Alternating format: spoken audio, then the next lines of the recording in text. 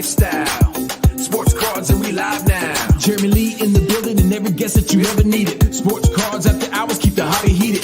Updates, hobby talk like you never seen it. Sports cards live and none could ever beat it. Sports cards is a lifestyle. Sports cards and we live now. Welcome to another episode of Sports Cards Live with your host, Jeremy Lee. All right, everybody. Welcome to episode number 188 of Sports Cards Live. It's Saturday night, June the 17th, 2023. My name is Jeremy Lee. I would like to thank everybody who joined us last Saturday for what was a very informative and candid episode with Upper Deck President Jason Mashura. Check that out on the YouTube channel. Also, thanks everybody who joined on last Monday for the inaugural episode of MC Mondays Live. We'll be doing that every 2 weeks, every second Monday. Also, no PWCC hockey episode coverage tomorrow night, the weekly hockey auction, as myself and Josh Madigan from The Gong Show are going to be taking the night off to enjoy Father's Day. We are both fathers, as are many of you. Monday on the channel, never mind that. Tuesday on the channel episode will be episode number 5 of Taking Stock with Dennis Zender, also streaming to the Sports Card Dad YouTube channel. We don't have a topic yet, but we will have one by then, so check that out as well. The first 4 episodes have been a lot of fun, great interaction in the chat, so check those out. I would like to ask everybody to join over 400,000 people now who have downloaded the Center Stage app across both iOS and Android for quick comps and card management features. Their app is the fastest and most accurate at card shows or at home to help price your cards, build, organize, and share your collection with your friends and other collectors. To follow using their new social sharing features. They've announced some exciting new partnerships in grading, so check out their Instagram account and join me in supporting the great team and the innovation they are undertaking there. Also, please use protection, everybody. Practice safe swaps. Yeah, safe swaps. VeriSwap is an app and middleman service that lets you securely trade cards through the mail. Every transaction up to $1 million in value is fully insured by their guarantee. To use VeriSwap, simply upload your inventory, make trade, partial trade, or full cash offers, and negotiate with thousands of traders already on the platform. Check them out on iOS and Android. And as part of a special offer, your first trade is $1. There's a link in the video description here below. Check them out. Shout out to Leighton Sheldon and Just Collect. Leighton will be joining us for the Vintage Spotlight about a half hour into tonight's episode. And be sure to check out hobbynewsdaily.com for your daily dose of hobby news and entertaining content. It is a collaboration of various content creators and original writers. Also, the tag grading Discord server is now live. Tag collectors are chatting live, buy, selling, trading, sharing pictures, and talk shop. Connect with hobbyists who like transparent and reproducible grading. If Discord isn't your thing, join the tag community page on Facebook. It's another place to stay informed on all things tag grading. Go to taggrading.com and the community tab to join either. You'll also find out first about tag grading drops and even surprise flash drops. As always, everybody, thank you for your viewership. Thank you for listening on Spotify, Apple, and all other podcast platforms. If you're not yet subscribed, please take a moment and do so.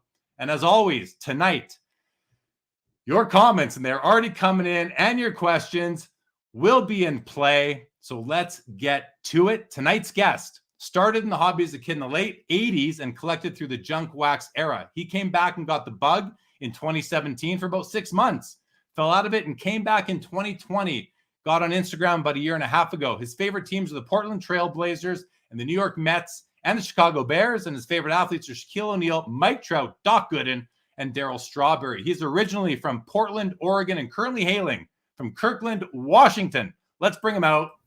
Brent Weyer, welcome to Sports Cards Live, and how are you tonight? Jeremy Lee, what's going on, man? I appreciate being on. I told you earlier, this is like being on the Tonight Show, so I'm excited. Let's talk. Well, listen, we have been we've been chatting here and there on Instagram for feels like probably 5-6 months now. Always planned to get you on, and here we are. We're finally making it happen. So I want to thank you. And you know what? Last week I announced that I was supposed to have Sasha T on tonight. He had to cancel. So I'm grateful to you for being able to come in and fill that spot. But honestly, we were going to get you on no matter what anyway. So I don't want you to I don't want you or anyone to think that, you're filling in, because this is your episode. Hey, now. I'll be a fill-in. That's fine. I'll take it.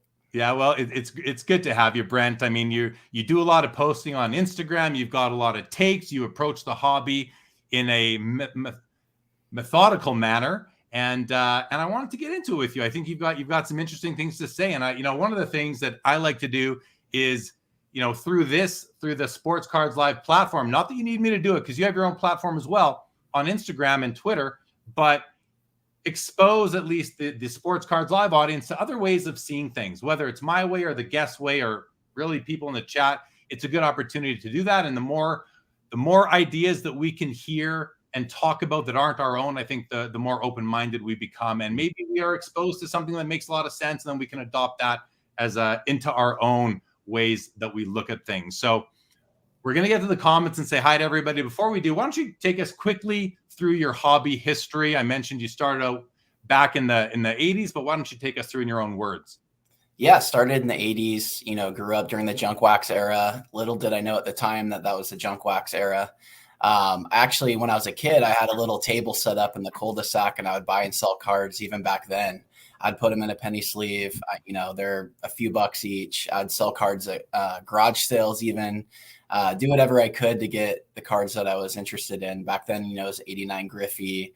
It's the whole cliche story around the kid that grew up in the junk wax era. And then in 2017, my son was around 5, and I just got the bug. I saw it at Target. I saw some optic football.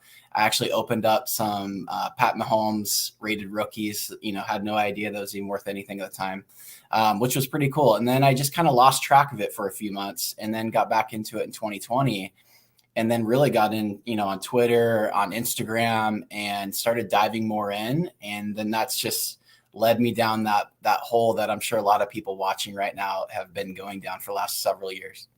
And you really do. You said you dove back in, but you really do like a deep dive into the data and the trends and the history and all that. And we'll get to that really shortly. Just want to say hello to the people who have joined us. We have Jake Dahl. What is going on? Baz, baseball card curmudgeon. Carlos is here. What's going on? Carlos, sports card market operates based on confirmation bias.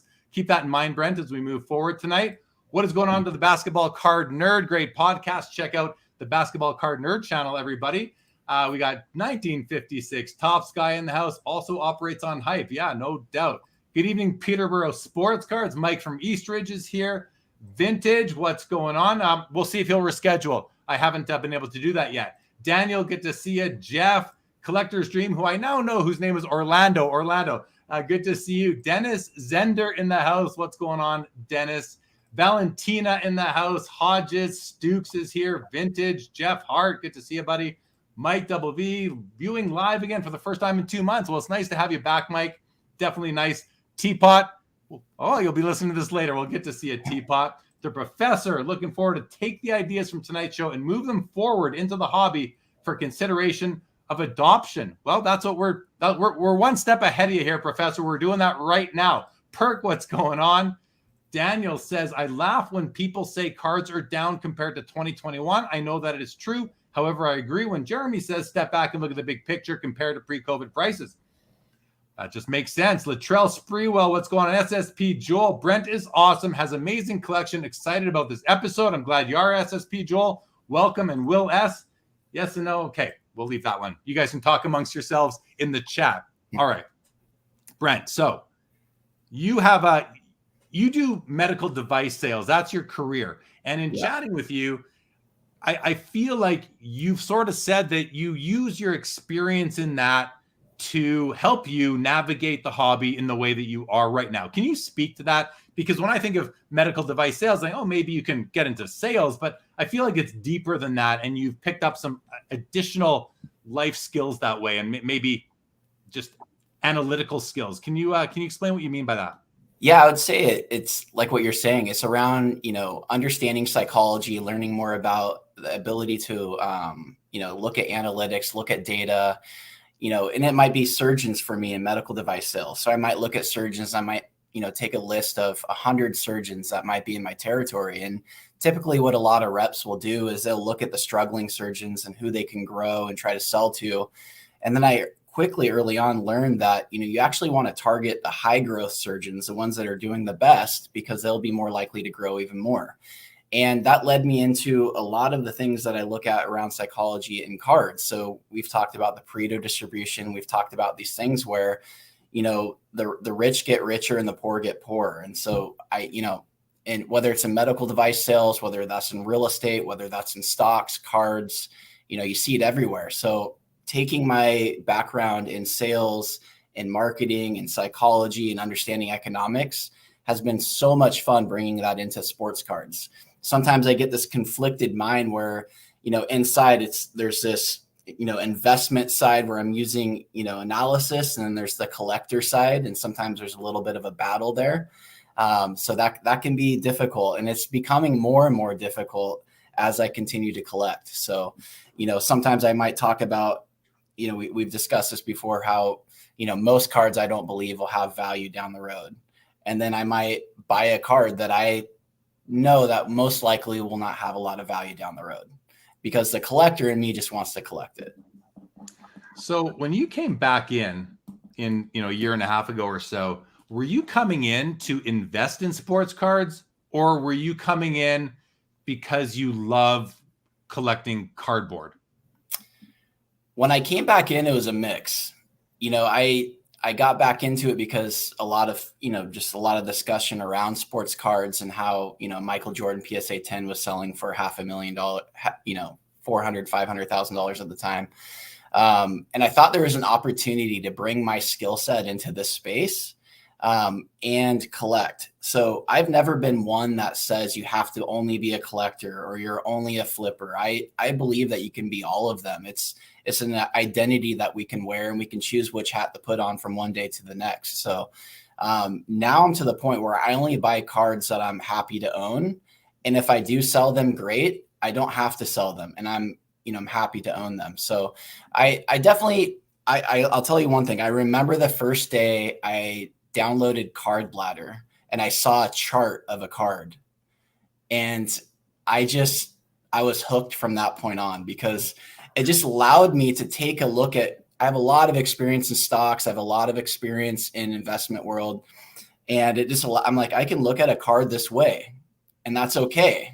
And I can zoom out, take the emotion out, and I can analyze a card and look at a chart historically. Even though I wasn't collecting in 2015, 16, 17, I can see where things line up. And that's led me down all kinds of, interesting takes. So when you saw that chart for the first time, because you came in, you were collecting, I always talk about the collector investor continuum, extreme collector here, extreme investor here, and we're all somewhere in between. I think very few people are on either end, but some are. Mm-hmm.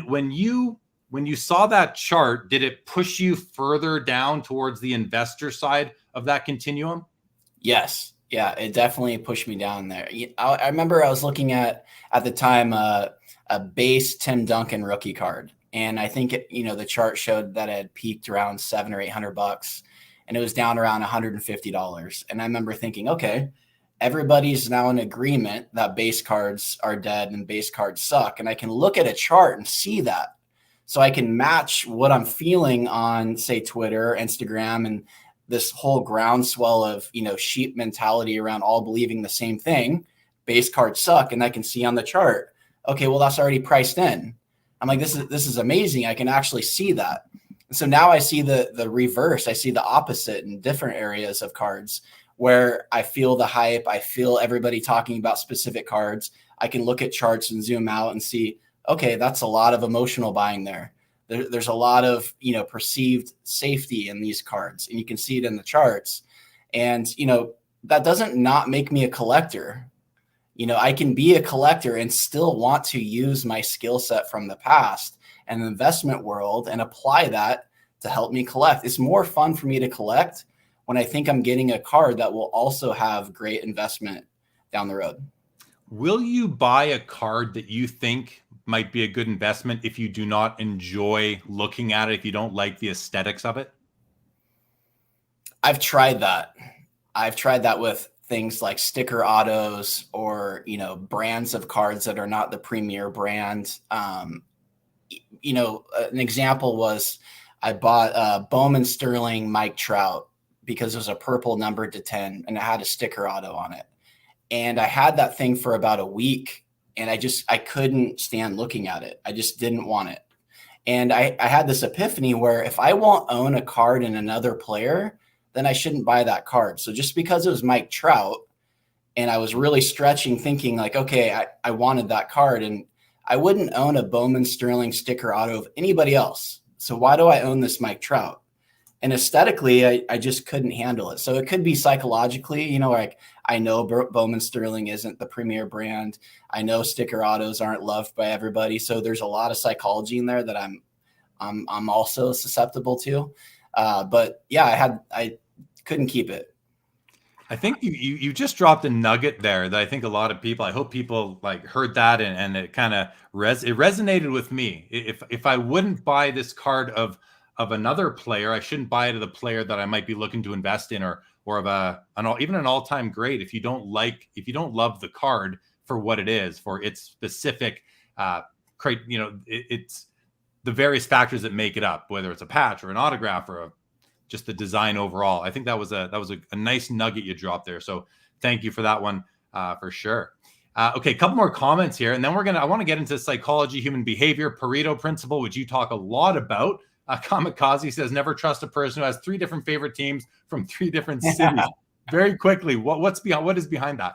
So I grew up in Oregon, and all we had was the Blazers. And so, the Chicago Bears won the Super Bowl, became a big Bears fan. The Mets with Dwight Gooden and Darryl Strawberry were all the rage in the 80s and became a big Mets fan. And I had no teams to choose from in Oregon, and the Seahawks were terrible. So simple as that. Daniel here says, I know what you're saying. I focus on Hall of Fame players, and I can say for myself, every single one of my Hall of Fame rookies is up compared to 2019 and earlier. And I've been saying this for months now, maybe even longer. If we just delete the pandemic, I used to say just delete Q1 of 2021 even. But if you delete a couple, maybe it's now 4 or 5 or 6 quarters even, we're still on that same trajectory that we were on before. Will we continue?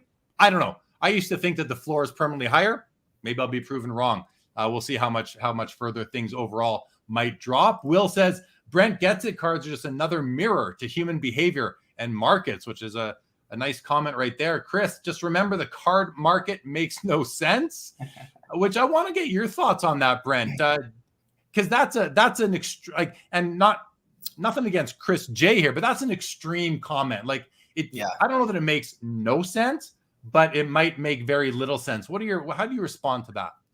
Well, it reminds me when I have a take and somebody says how horribly wrong I am, or they're just so vague and big picture about it and not specific. And I have a really hard time understanding comments unless they're very specific.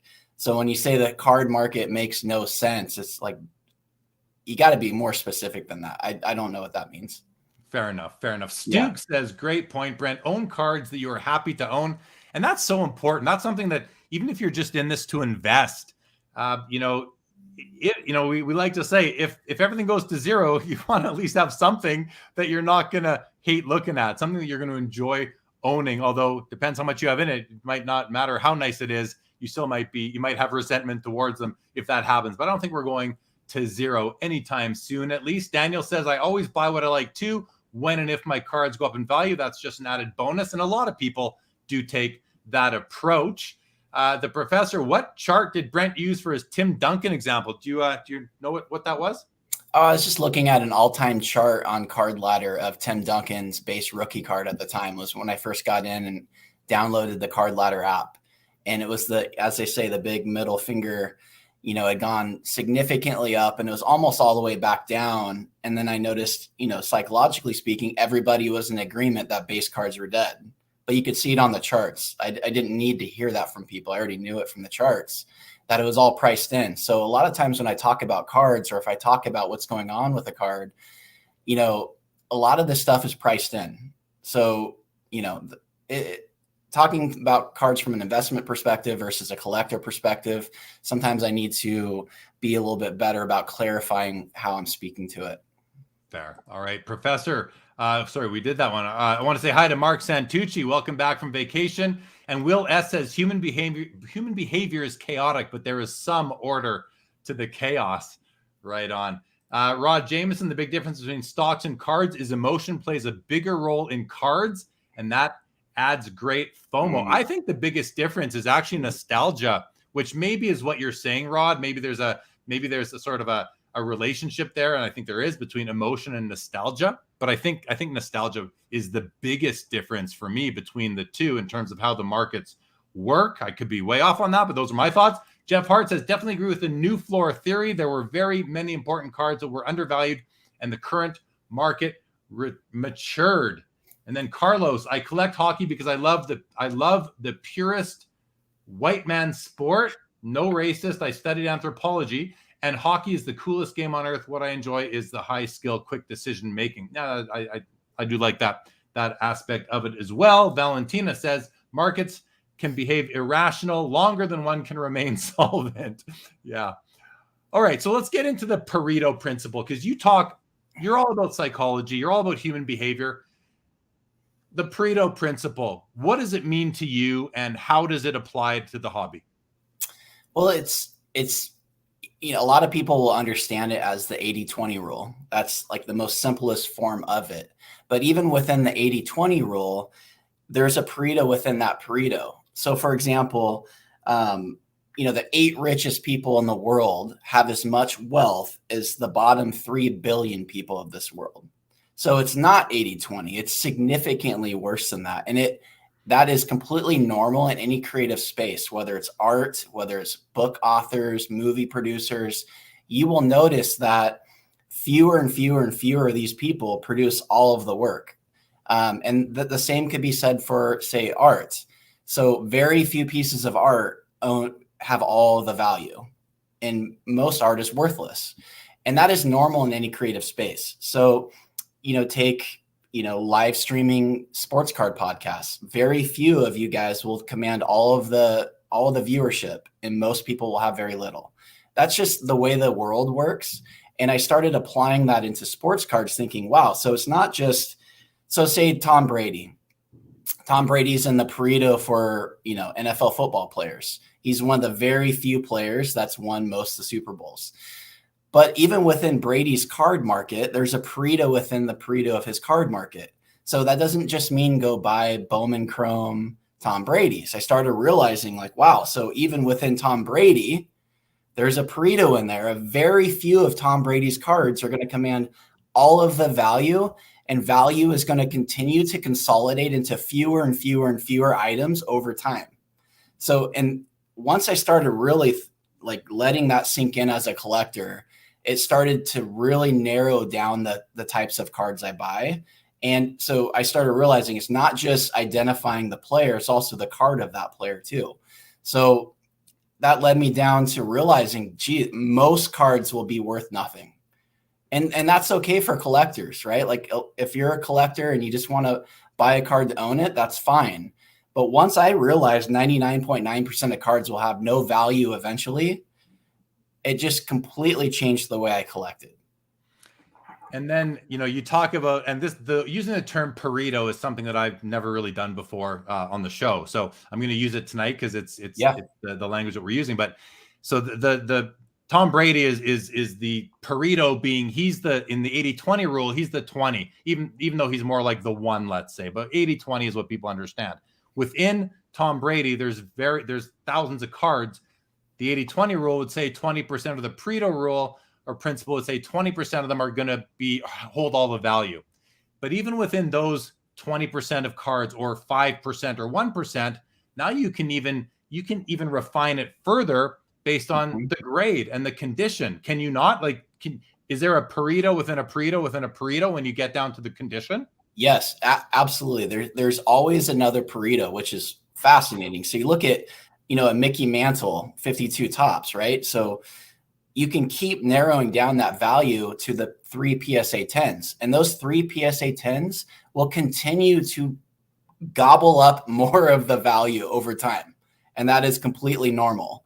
And the lower grade, higher pop, vintage cards will continue to go down over time as the higher grade, lower pop cards take up all of the resources.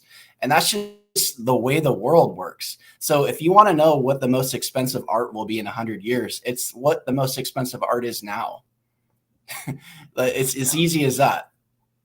And just to clarify for the chat, we're saying Pareto, Pareto, not burrito that you would get at a Mexican restaurant. We're talking Pareto, the principle. You can, of course, Google it. I believe it's on the thumbnail of this episode as well. So, and I've thought about this a lot since I've really found your Instagram channel, your Instagram page, and looked at some of your takes.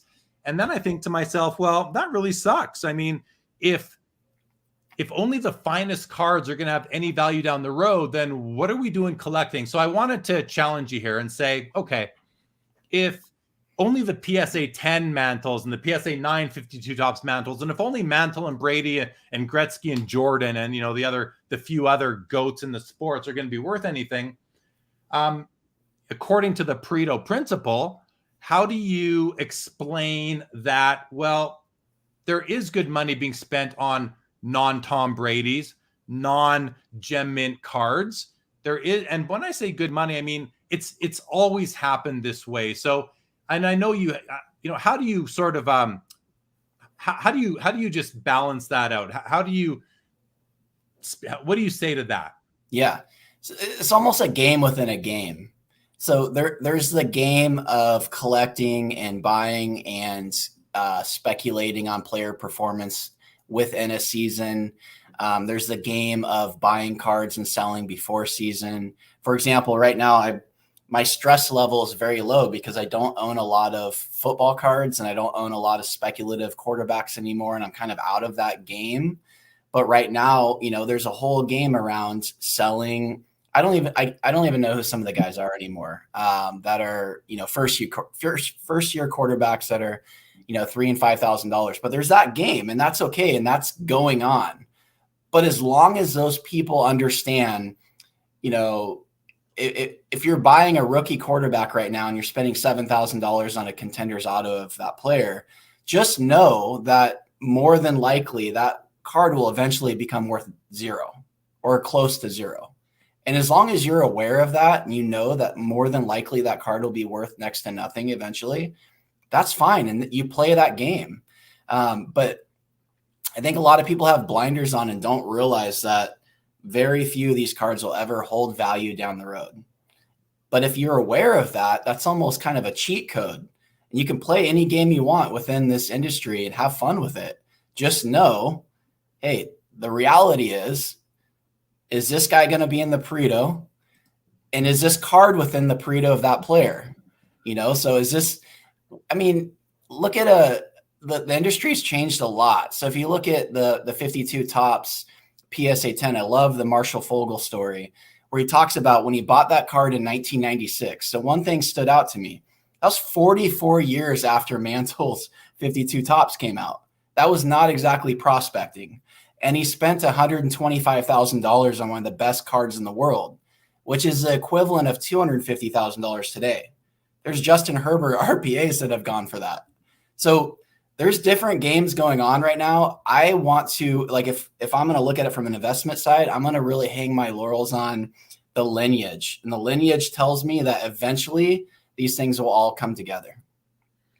There's lots there. And, so many thoughts, I'm sure, going through the people, the audience's mind and my own.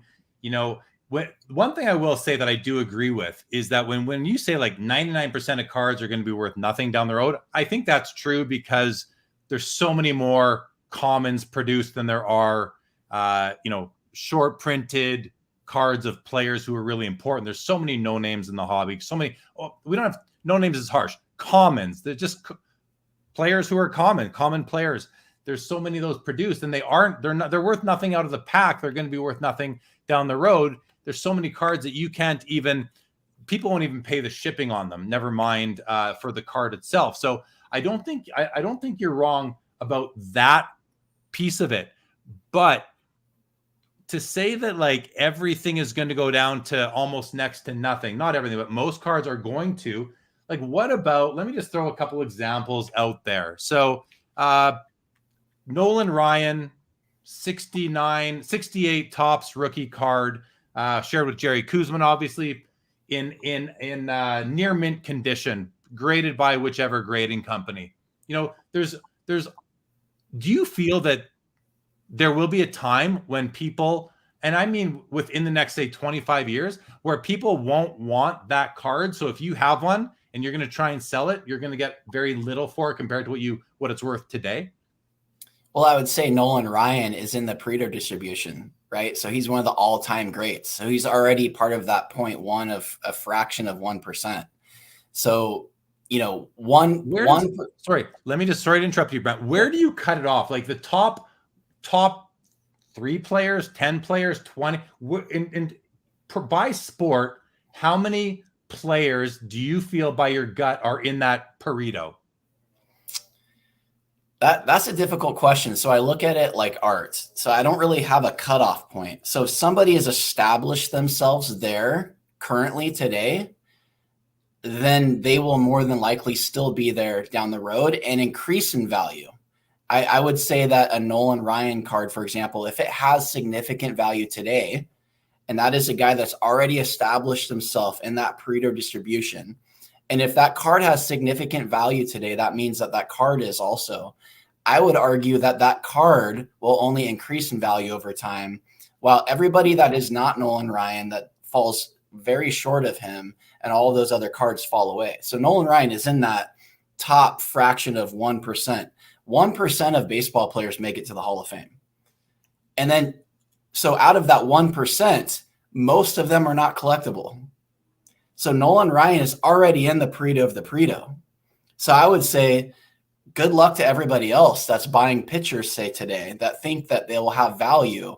Nolan Ryan will continue to increase in value over time, or at least he should, as art would, or as real estate would, or any other creative space where you've already established that, you know. So Nolan Ryan's a great example.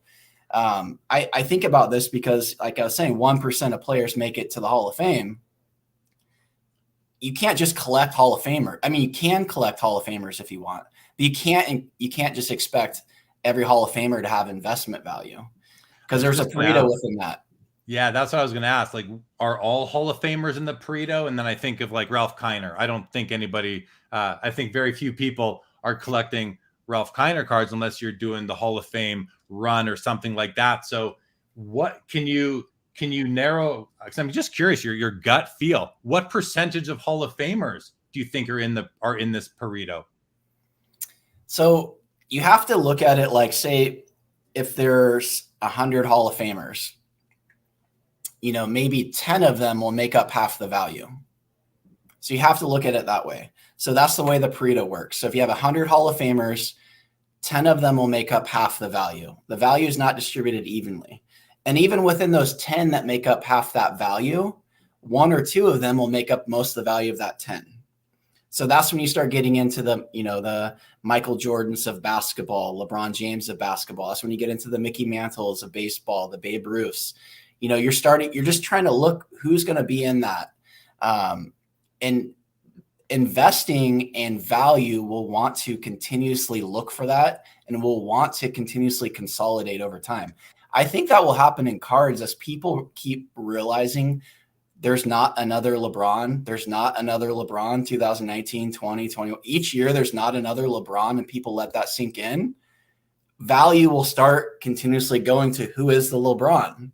Right. You know, so that's what happens over time, and it takes a while. So, you know, I'm not talking 6 months or 12 months or the games that can be played within collecting.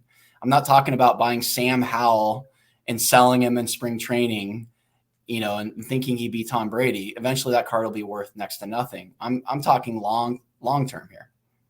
Okay, so Leighton Sheldon has joined us in the background. We're going to bring him on for the Vintage Spotlight, and we're going to continue this discussion with Leighton. But before we do, I just want to mention, I'm going to write it down so I don't forget, but I want to, once Leighton's finished with us, because he's a vintage guy, and I love hearing his takes on vintage, and I think I know you have a question sort of to ask him tonight.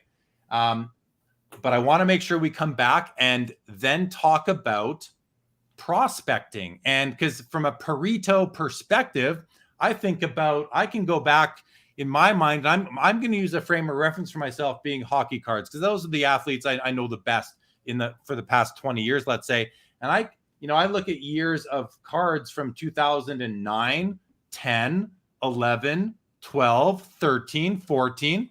There were hot rookies in each of those years.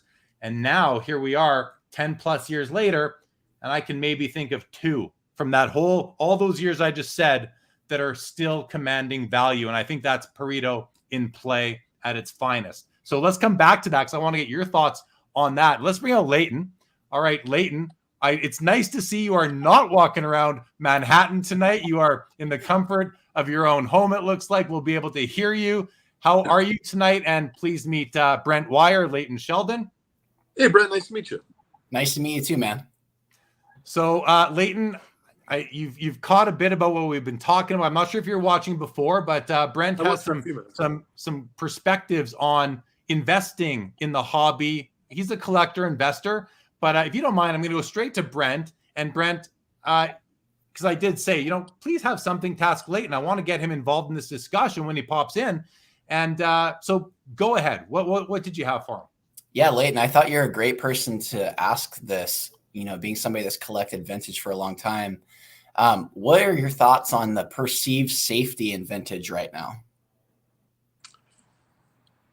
I mean, it's a very broad question because there's so much, right? There's different sports, there's different decades. And I was listening for a few minutes, before I hopped on tonight, meaning not just when I was in the background. And I mean, I think you have to be careful. I heard some of what you were saying, Brent, as I was kind of sitting in Jeremy's green room. Listen, during the run-up of the last several years, and I know things are down now across the board for modern and vintage, I guess what I'll start is be careful, for example, if you think that buying someone's rookie or just like their second year or a key card of a Hall of Famer means that you're going to have safety. Because I don't believe that's true. You were talking some very technical terms here, Brent and Jeremy, before I came on.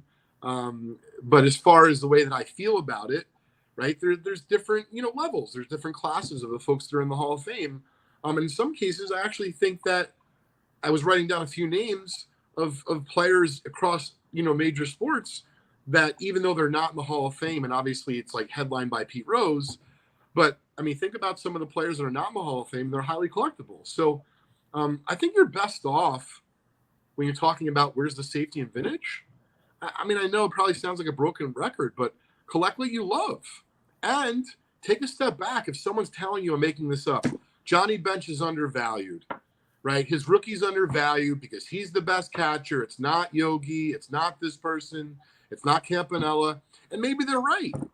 But let's be honest, like catchers aren't selling the way he's talking about pitchers, Brent. They're not selling for what an outfielder or first baseman might sell for. That's a slugger.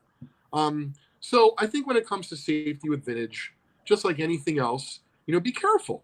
And if things have run up a lot, just make sure that if you're, going to get into this card or a few cards, that you're comfortable that it might go down. Yeah, fair response. Any follow-up, Brent? No, I just noticed that, psychologically speaking, it feels almost like stocks and bonds, where when the stock market crashes, people run to bonds for safety. I'm noticing a lot of people over the last year and a half have really run to low grade vintage, PSA 2s, 3s, 4s, etc. of, Babe Ruth, Mays, you name it. They're all up 5, 6, 7x 2019 prices. And people tell me all the time, it's the only place I feel safe. And when I hear people say they feel safe somewhere, that actually concerns me. Leighton, you've been a vintage treasure hunter dealer for a long time now, well respected in the hobby. Have you seen over time a decrease? Like and I'm thinking Pareto here, and the 80-20 rule, you've got 100 Hall of Famers, let's say, and maybe 20 years ago, all 100 of them, I know the that number goes up, were being collected by your clients, and there was demand for them. As the last, say, 20 years have gone by, have you noticed that some of those Hall of Famers have fallen out of favor and are no longer you're not getting asked for them as much? Or are you finding that Hall of Famers across the board are still, like, if Ralph Kiner, I don't know why I pick on Ralph Kiner, maybe because I used to have his rookie card and I moved it because I didn't really care about Ralph Kiner. No offense to him or his family. I'm sure he was a great ball player, but I have no nostalgia attached to him. Anyway, were the amount of people requesting players like that 20 years ago, was it higher then than it is today? I don't personally think so. And I obviously it's the first time I'm hearing the question, but I'll just tell you what comes to mind immediately. I think I think it's no. And I think the reason it's no is because prices have gone up so much on other players in that upper tier, in that upper echelon. So, Ruth cards, think about it. People who used to collect Ruth that couldn't afford a high-grade Gotti would buy a low-grade Gotti. But then a low-grade Gotti cost $5,000. So now those people are buying Sanellas. I hate that card. It doesn't mean it's a bad card, but it's so obvious that you're talking about being safe, Brent. They're like, oh, I should buy Babe Ruth because it's safe. I'm like, but that card's garbage. And I mean, listen, we could spend a whole, I feel bad for anyone who has it because, I have that card. So I don't want to, make it seem like I'm trying to make other people's cards go down. But I mean, to me, I feel like sometimes, and Brent, tell me what you think. Sometimes people feel, collectors feel, investors feel that you're going to be left out. And so you therefore move to like a less desirable card of a player. I'm not always convinced that's the way to go. I absolutely believe that's happening. I believe that's happening in low grade vintage, especially. It reminds me of, say, in real estate, when the real estate market's hot, you'll buy the house next door to the school or on the busy street that you might not have bought when the real estate market wasn't hot, right? So you might buy that PSA 2, even though it's up 5x from before, knowing that that's not the card you should be chasing, because of exactly what you're saying. I believe that there's an emotional aspect to the buying that I'm sensing. So, Brent, I mean, you believe, and we'll get to this later, it's one of your unpopular takes you've had on Instagram that low grade vintage is in a bubble. But I want to throw a twist at you here with that. And I want Leighton's opinion on it as well. Strong low grade vintage. So, a PSA 2 or a 3 or a 2.5 or a 3.5. And I won't even go to 4 because 4 can be mid grade on a lot of valuable vintage. But there's such a wide, there's a broad spectrum of conditions that can be a 2 or a 2.5 or a 3 and a 3.5, even a 1 or 1.5, even an authentic. But anyway, you get the point. Such a broad spectrum of the way a card looks that you're going to have very weak for the grade and you're going to have very strong for the grade and everywhere in between. So, Brent, your comments first on very strong for the grade. Is that in a bubble as well, in your opinion? Or is that the Pareto of the grade? Like, I'll just speak to that, please. And then Leighton, I'd really like to hear your thoughts based on your, and nothing against you, Brent, but much more extensive experience living in the hobby full time. And I think, Brent, you know what I mean by that. Absolutely. Yeah. Leighton's been doing this a lot longer than I have in the vintage side, but I believe that people are really stretching, they're really reaching for these vintage cards, and that they're not as rare and scarce as people think they are. So speaking of the Gotti Babe Ruth, I believe there's a pop count between the 3 different variations of 6,000, 7,000 total. So, if you're buying a PSA 2, one of my posts, this was from 6 months ago. I said, now they tell you Ruth is safe. And it's a PSA 2, the action shot Gotti. And 2019, it was $2,600. At the time of my post, it was $12,500, right? It's got a pop count of 220, 600 or 700 higher than that. Plus there's multiple other variations. Total pop count 6,000 to 7,000. My only point is, like we were talking about earlier, I love looking at charts. I love being able to take the emotion out of it and say, okay, I see a chart and I see a huge spike, huge run up. I see my Instagram, I see my Twitter. I feel the emotion of people's collecting, what they feel like is safe now. And it's like, okay, it's just my alarms go off. I feel like my risk management side of me says, okay, I'm in too late now. It's up 6 times what it was in 2019. Babe Ruth has not done anything since 2019. I know that for a fact. And I know it's a PSA 2, and it looks like somebody ran it over with a car, even if it's nice, whatever. And then I watched Marshall Fogel. He only collects PSA 8s or higher. He's somebody that was in way before the markets were cool, way before everybody wanted vintage. And I love learning from people like that, learning from people that were around 20 years ago, 30 years ago, collecting vintage, because I want to collect what they were collecting when it wasn't super hot, when there wasn't all the emotion in it. And when he was only collecting PSA 8s or higher, that tells me that's probably the space to still be in. And even though it's become so expensive, I shouldn't reach for that PSA 2 just because I can't afford the 8. Leighton, please. Yeah, I mean, listen, very good points, Brent. I mean, I would say when you're talking about Babe Ruth, right, like in a 2 to an 8, I mean, no one can really afford an 8. So, one of the things I want to keep in mind, and Brent, I mean, it sounds like, we could probably go on forever to talk about this in a good way. I mean, it's like super interesting. I think sometimes, especially if you're starting to look at like charts and graphs and get real nerdy about this stuff, which I think is great, folks have to remember, as you said, Babe Ruth hasn't done anything in a long time. But even if a player has done something recent and they're alive, but obviously in that case, it's not vintage. But my point being is that these aren't companies coming out with earnings. So, there's nothing to really drive it other than the demand. And so you might say like, all right, well, if there's this, false demand because people are migrating from this said modern, tough market to vintage. I mean, I think it's like, listen, my father's a CPA. And one of the things I learned, Brent, is that you really can manipulate numbers to tell whatever story you'd like. And so I think you can see at least where you're coming from on the fact that there's 7,000 Babe Ruths. And I feel like we could probably take the next several minutes for each of us to make our best case. And you could say, that's why it's not a great investment because there's 7,000 of them. And to me, it's mind-boggling. I'm like, you understand what you're talking about?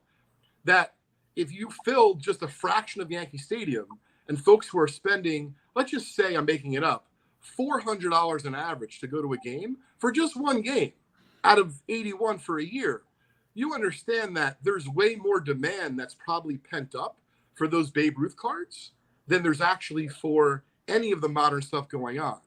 And so one of the things I think that Fanatics is going to come in and do, yes, listen, they're very interested in the modern market, but they're no fools. They understand how long the history has been around in all the sports. And I think they're going to educate folks. And listen, you might say, like, why would they do that? Because they can't make money off of Babe Ruth Gowdy, but they can make money off of being the place to give good information to people. And make no mistake, there are plenty of buyers out there, although that they might have started to buy modern because that's what they let's say, learned about coming into the marketplace. I don't think 7,000 is going to scare someone once they start to do the research and say, all right, if I want to buy a high-end diamond quality of a Babe Ruth, well, in actuality, there's a lot less. But just like in diamonds, if I want to own a diamond that's $5,000, well, there's an infinite amount of diamonds that are $5,000. But if you want to own a $50,000 diamond or a high-grade $500,000 diamond, not talking about for a wedding ring or anything like that, just for investment, well, that's like a whole other way of looking at it. So are we talking about folks that just want to own a diamond? Or are we talking about folks that want to own a high-end diamond? And I think that the market, meaning the hobby or whatever we want to call it, actually has room for all of these. And so I myself think it's a little bit premature and maybe even misleading to tell people and flash stuff on social media that I figured out in my charts that there's 7,000 Babe Ruths, and now that's a problem. Because I think that couldn't be the furthest thing from the truth. But I'll give you a chance to respond, Brent. I just want to throw in that we are also using inaccurate, unreliable data, right? You cannot trust the pop reports are inflated.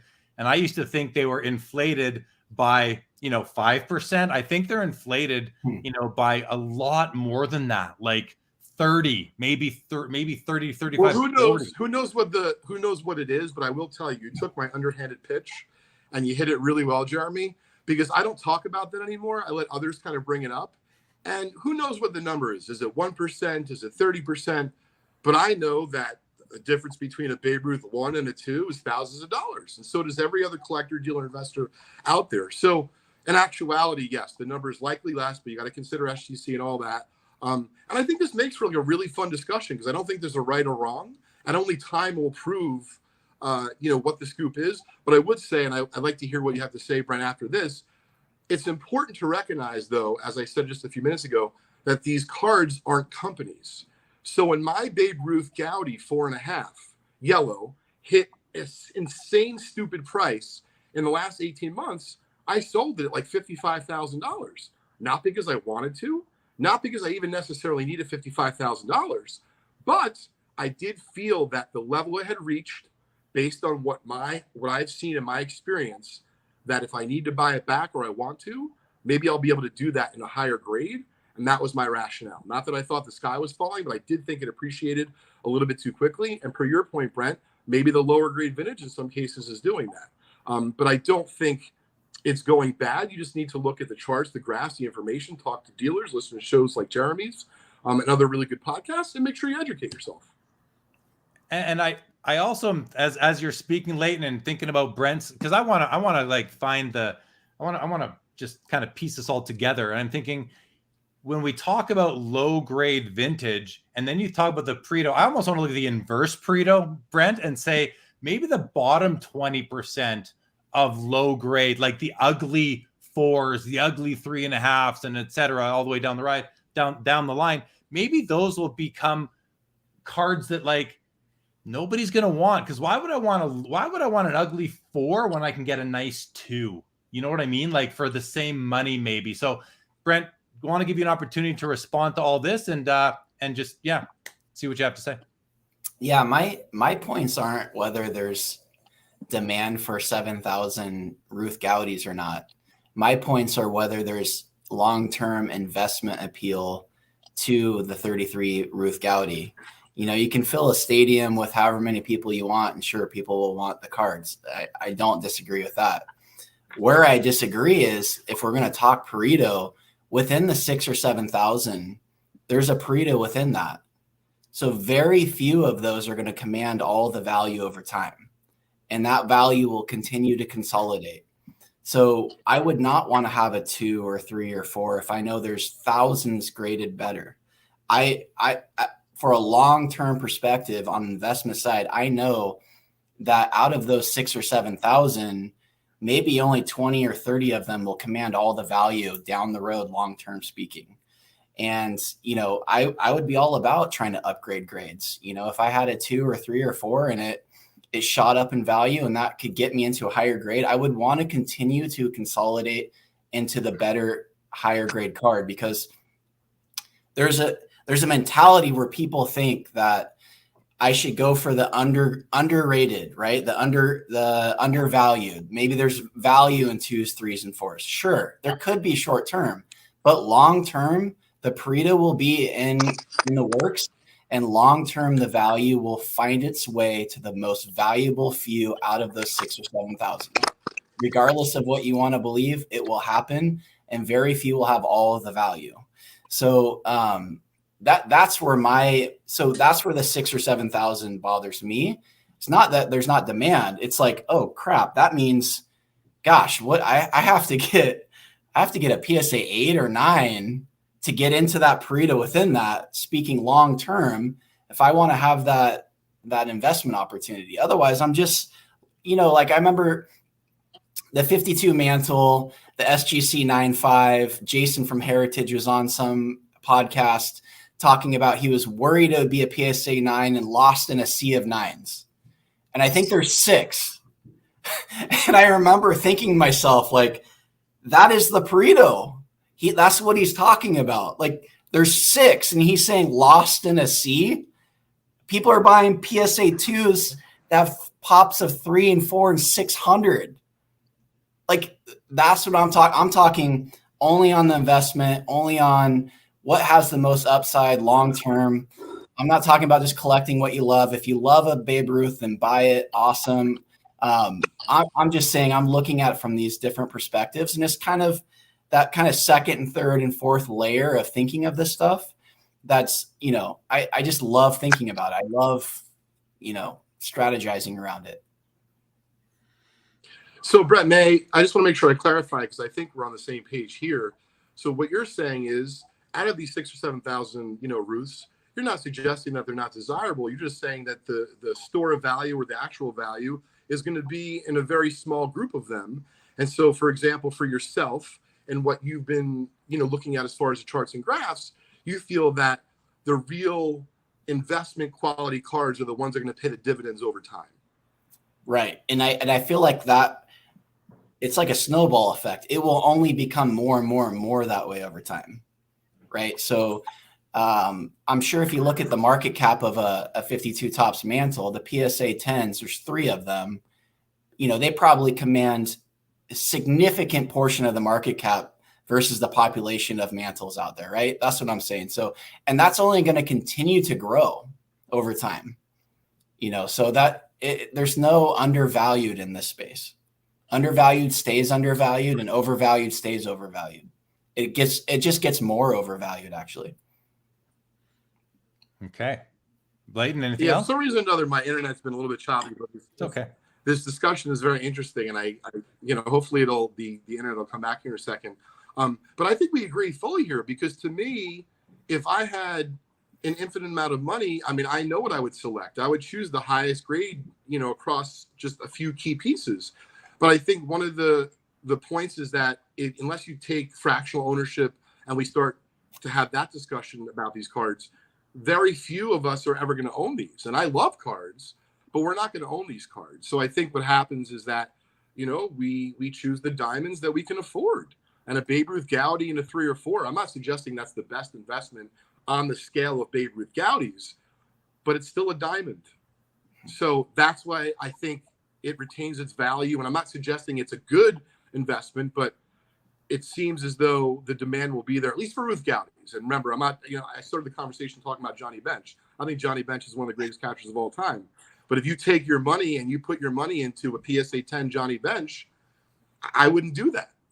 PSA 10 Johnny Bench rookie is going to cost you, I don't even know the numbers, 50,000, 150,000, whatever the number is. I would have your head checked before I would do that. I would put my money into other high-end stuff. But I think this is very fun discussion, Brent and Jeremy. A lot of fun. When there's lots of comments coming in the chat, I want to bring them on. Leighton, listen, you're welcome to stick around. Usually we do about a 10-minute segment, but this is a really good topic. And so if you're welcome to stay, man, if you want. But I know you got things going on. So I would. I told my son I cut it off at 11. He's sitting in the back and we're actually away for, whole Father's Day weekend kind of thingy. Nice. So yeah, I'll hang around for another minute or two. I really appreciate you guys having me on. Of course, it's a pleasure to be here. And it's a lot of fun to talk about.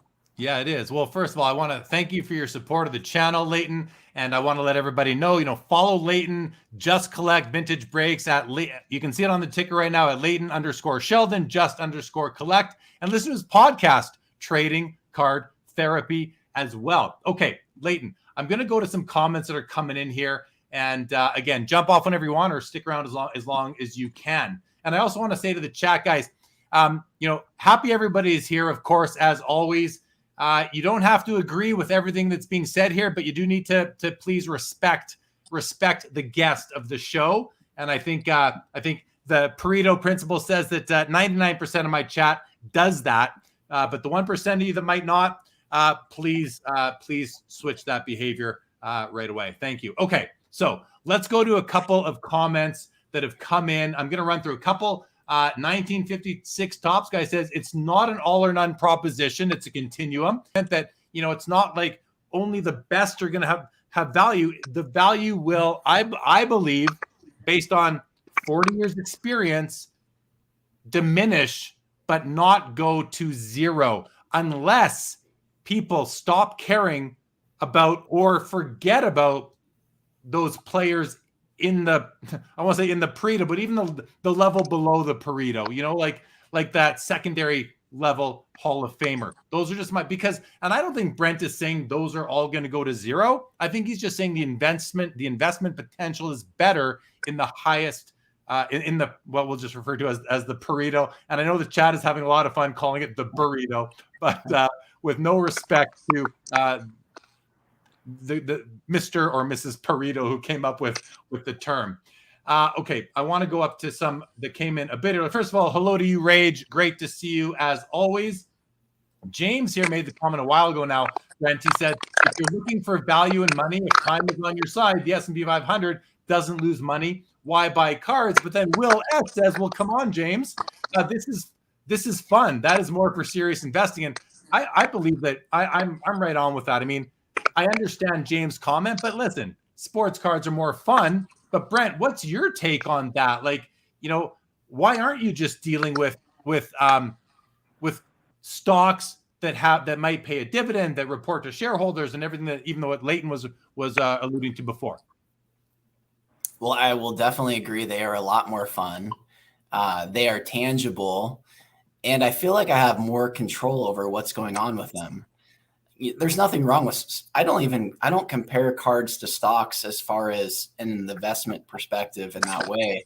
I use them both as, they're both markets, right? This is an industry with a market, and I can evaluate markets. I can evaluate the tulip mania. If I can evaluate tulips, I can evaluate cards and I can evaluate stocks. But I would own stocks and they go up or down 30%, 40% in a quarter, and I have no idea why. I could read all the headlines and I would always just feel like I didn't really understand why my stocks were going up or down. I just had no idea. The earnings could be amazing and it would go down. The earnings could be terrible and it would go up. I just always felt like other people had more information than I did. I always felt like the insiders were always the ones making the money on the stocks and I wasn't. And it's things like this. Like, to me, this is a piece of art. Like, I can hold this, I can look at this, I can evaluate it, I can understand the markets for it, and this is my tangible asset. With a stock, it's, a 3 or 4 letters on a screen, and I feel like only the insiders working in that corporate office really know what's going on, and I don't know why it's going up or down. It's just not as fun for me, but I have stocks. But I just look at that as a whole different, that's a thing I try not to manage anymore. This I manage and I'm hands-on. I gave up on actually thinking I could outsmart the stock market, and I probably can't listen to card player. So I'm giving it a try though. Appreciate it. Leighton, I keep muting you because there's some weird sound coming from your connection right now. I'm gonna take off, guys, because something's going on with my internet. Thanks for having me, Brent. It was a pleasure meeting you. Great meeting you. Enjoyed the conversation. Thanks, Leighton. All right. Continuing on, Rage made this comment here. The 100% Pareto is hype today, period. I think I know what you mean. I think you're just kind of saying that we're hyping the Pareto here. 1956 Top Guy. I feel like this investment approach to the hobby is the thief of my joy, but it isn't. And this is Matthew, who was on the show a few months ago, but it really should. Don't let it be, right? It's like you have the option every day when you wake up. You want to be in a good mood or a bad mood. Hopefully you can manage that. And I think we can decide if we want to or not have that kind of rob us of our joy. Will here says, speculating on nobody rookie card quarterbacks, basically like a penny stock, Trout, Brady, etc., like a mature large cap company. And this is back to what I wanted to come back to, Brent, before Leighton joined, which was what I was saying earlier. If you look at the rookie classes of within any sport, really, you can find a 5-year period, I'm sure, where there's almost nobody who is, selling for like even close to what they were selling for when they came out. And so I wanted to get your thoughts on, like, when you think about your approach and the Pareto Principle, how do you then incorporate prospecting into your theory? Yeah, it's really put a damper on prospecting. I'm more, the way I collect is I wait at the finish line for the winners. I don't try to predict who the winners are going to be. I think everybody, for fun, and like I'll use baseball as an example, should open, say, a box of 2013 Bowman or 15 Bowman, and look at the cards that come out of that box and look at their top 100 prospects look at the, first Bowman autos that come out of there, and you will just be tossing every card to the side and finding nobody that's worth anything in the entire box and laughing at the prospects that are in these boxes. Like my son and I opened a case of 2015 Bowman looking for Devers cards.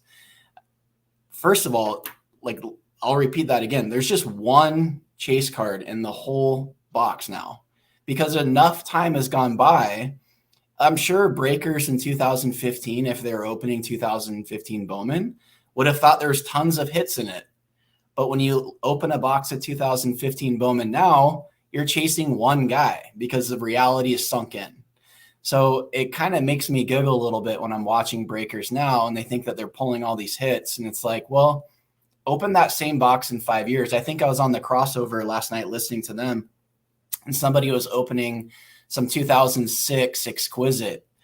And I just thought to myself how brutal of an experience that would be to open those boxes, because the reality of the Pareto is sunk in, and we now know the truth of everybody in that set. And there's nobody worth anything, really. I mean, there's like very, very few.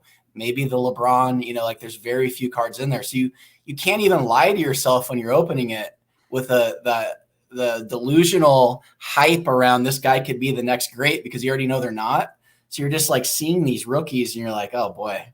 So it's put a damper on that. I mean, I would speculate on prospects if I were just knowing that I'm playing that game, like this summer, baseball's down and there's some prospects out there and you could buy it and sell it in March, say next year. Fine. That's a different game. But if I just want to collect the cards, I'm not buying a Jackson Churio thinking that will have value in 5 years. I'm actually the opposite. I'm almost 99.9% sure that Churio card will be worth next to nothing in 5 years. So that makes it difficult.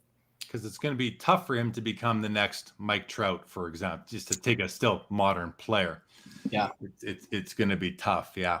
All right. Some more comments here. Michael Stone here said, most vintage guys tell you the only pitchers that sell are Ryan and Koufax. And I mean, two great players right there for sure. Justin Wickheiser says, I believe it is driven by the stories people tell, not the performance.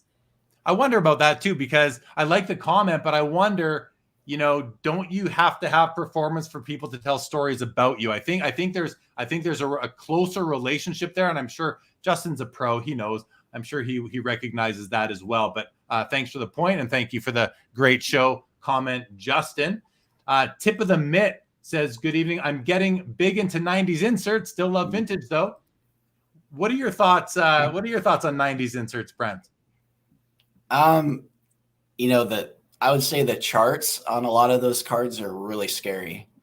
If you look at where some of these cards are selling in 2019 versus now, and you look at the chart, and it's just a huge spike. And, I posted, I printed it out just so I'd remember, but like psychologically speaking, it just made me think of 90s inserts, where I said, we are likely to want most what others most want when they most want it.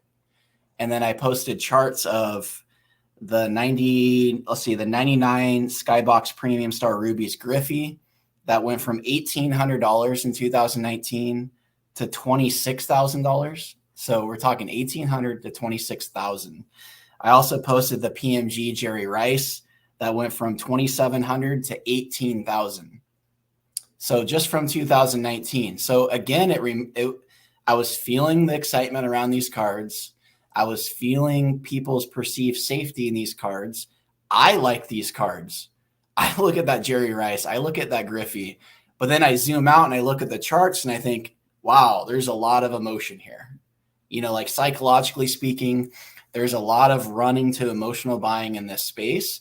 And that's where I'd be concerned. The other part of this space that I'd be concerned about are the non-Pareto players that are selling for thousands of dollars. Guys that are not collectible, but because it's a PMG selling for $5,000. That scares me. I know that there's set collectors out there, and that's a thing. And it reminds me of the Johnny Moore 86 Fleer PSA 10 type thing. And if that's what's going on, that's a part of it that scares me. Seeing guys that are not like a Rod Strickland, but it's a PMG, you know, like just guys that shouldn't be collectible. They're not in the Pareto. There's no lineage in sports card collecting over a long period of time that supports guys at that level being collectible and desirable. But right now, it's almost collecting the card, not the player. So it's interesting. Yeah, the Johnny Moore comment, like no name or common. I don't like no name because these guys all made the bigs, but common player PMG selling for a lot of money. I wonder too about that kind of stuff because, you know, down the road when these sets get broken up, you're now are people who are spending like a lot on the Johnny Moore is such a good example. Are people expecting to get the money out of it down the road when they are done collecting, when they pass on, when their estate sells it? Do they even think that way? A lot of people don't even think about what's going to happen when they die. They doesn't matter, I'm dead, I don't need the money anymore. But maybe your estate does, maybe your family does, that sort of thing. So, but when it comes to set collecting, and I'm not talking about putting your binders together every year with your Topps flagship, your Upper Deck flagship or whatever. I'm talking about what you're saying, putting together these set registry sets that have, low pop gem mints. And if it weren't for collecting the set, that card wouldn't be worth anything. It would be a common. You wouldn't be worth the shipping on it. So and then the other thing is that when you do start to wind down your collecting, you're probably going to realize that, wait, why do I have all these commons? Do I need them? So what are your thoughts on set collecting in general? And I want to qualify it by saying, and I think it's a loaded question, but what are your thoughts on set collecting in general when the cheapest card in the set is a $5,000 card? Yeah, for me, on the investment perspective, set collecting goes against everything that I believe. So if I believe that very few cards in a set will hold all the value, why would I want the entire set? Like, I don't even understand it. So if you look at the 86 Fleer, the Jordan commands as much value as the rest of the set combined. So I just want the Jordan. Like, if I'm an investor, if I'm a collector, I like collecting and investing. They pair well for me. I'm enjoying both of them together. I just want the Jordan. I don't want all the rest of them. So it feels a little bit like gamey, like artificial demand. It doesn't feel real. When I see an Eddie Jones PMG sell for $4,000 or $5,000, I don't really get it. That's not a game I play in. It doesn't make any sense to me. Long term, historically, based on every other perspective in sports cards, that makes no sense. So my gut tells me eventually it will not make sense again. So the other part of the 90s inserts that concerns me is this push from one sport to the other. So if you notice, a lot of people are being told what's a Grail card. This is a Grail Griffey PMG. Wait, PMGs were collected. Baseball collectors collected PMGs in the 90s. That was a big thing. And then I talked to baseball collectors that have been collecting for a long time. They're like, PMGs were not a thing. We haven't heard about them until the last 18 months. So this idea of pushing one sports Grail into the other one, like football or baseball, that's also an interesting one to pay attention to, because you're seeing a lot of the spikes in the charts and those type of cards that, PMGs were big for basketball. And then now all of a sudden it's a football thing, and you're seeing, Jerry Rice's go from $2,000 to $20,000. I would be hesitant there. And I'm not saying that any of these things are bad cards to buy. I'm not saying don't buy. I'm just saying that my little alarms go off, and my risk management side of me says, be careful there. Yeah. I want to bring this up. Larry here says the hobby historically, the hobby has been about collecting and completing sets. And I just want to take this one for you, Brent, because that's I think it's important to understand, guys, don't misunderstand what Brent is saying. He's not telling us, he's not, I don't want to say what he's telling us. He's not suggesting that people shouldn't put together a set. If you want to put together your Topps baseball set every year, do it, because it's not going to cost you a lot of money, and you're going to have a lot of fun and get a lot of that intrinsic nostalgic value for it. He is specifically talking about investing in these things. And when you're buying your Topps updates, your Topps base set every year, we know you're not investing. That's pure hobby, I believe, for the most part. And Brent, I'm putting words in your mouth. I think I'm right, but please tell me if I'm right or I'm wrong. Yeah, absolutely. I'm only talking economics here. Like if you have the set of 52 tops, awesome. But what I'm saying is the mantle will command most of the value, and that will continue to increase over time. So just give me the mantle. So if you want the whole set, awesome. If that's how you collect, great. All right. Matthew here said, high IAPL cards of the greats will always be in demand. The demand is the big side of the equation that doesn't get discussed enough. It's not all about pop reports. I agree with that. Do you, Brent? So so what I want to clarify is like when I'm talking about the 33 Gaudy Ruth, I'm not talking about whether there's demand for a 33 Gaudy Ruth. I'm talking about within that 33 Gaudy Ruth, only the very few highest graded, highest IAPL cards within that 6,000 or 7,000 cards will command most of the value, and that will grow over time. So those would be the cards that I would want, but I can't afford them right now. So I'm not going to buy a PSA 2 because I know that that's not the card that's in the Pareto within that Ruth. So yes, while there may be demand for that Ruth, I know that the cards that I would want, that I would know that would grow in value over time, that would command and continuously suck up that value over time, I can't afford right now. So I just step away and I don't buy them at all. So to contrast that, and another comment from Matthew here is, or you should buy Babe Ruth because he's awesome and you want a physical connection to him. So how do you reconcile that? So I would in that case until I look at the charts and see a card's up 5 to 10x in a couple years. So I have no problems with that. And if, some of these cards came back down to realistic values and I didn't feel like there was people just reaching for them out of safety, that's where the collector and investment side of me, they have to agree. So there's almost like a board of directors in my mind. And, not everybody's always on the same page. But I look at a Ruth, I'm like, that's a cool card. I'm not saying a PSA 2 Ruth is not a cool card. But when I see a chart and I see a huge spike, and then I look at the realities around the card, I'm like, okay, hold on. Let's now may not be the best time to buy a PSA 2 Ruth. All right. Jeff Hart says, good example of Pareto is a couple different amazing NBA drafts with Hall of Famers, 1996, with Kobe values separating from Nash, Ray Allen, Iverson, etc. in 03, with LeBron separating from Wade and Bosh. And like Jordan separating from... Talk about a rookie class. Not that they're all drafted in the same year, because you have a few years of rookie cards as long as the hobby considers them to be rookies. But really, you said Jordan commands half the value. I think he commands, I don't know, I haven't done the math, but my gut tells me he commands like 80% plus of the value of that set. And can I comment on that comment? He is completely right there. So, you look at LeBron with, say, Wade and Bosh and Carmelo. The tendency for us is to think that Wade, Bosh, and Carmelo are undervalued and that there's value there, which there may be value there. But over time, they will continue to stay where the value is, and LeBron will continuously become more and more as a percentage of the value within that set. So the gap will get bigger. It won't actually close. So like that comment's really saying it well. LeBron will just keep becoming worth more and more and more, and Wade and Bosh and Carmelo will continuously, probably slowly, either stay steady or decline over time. And that is normal.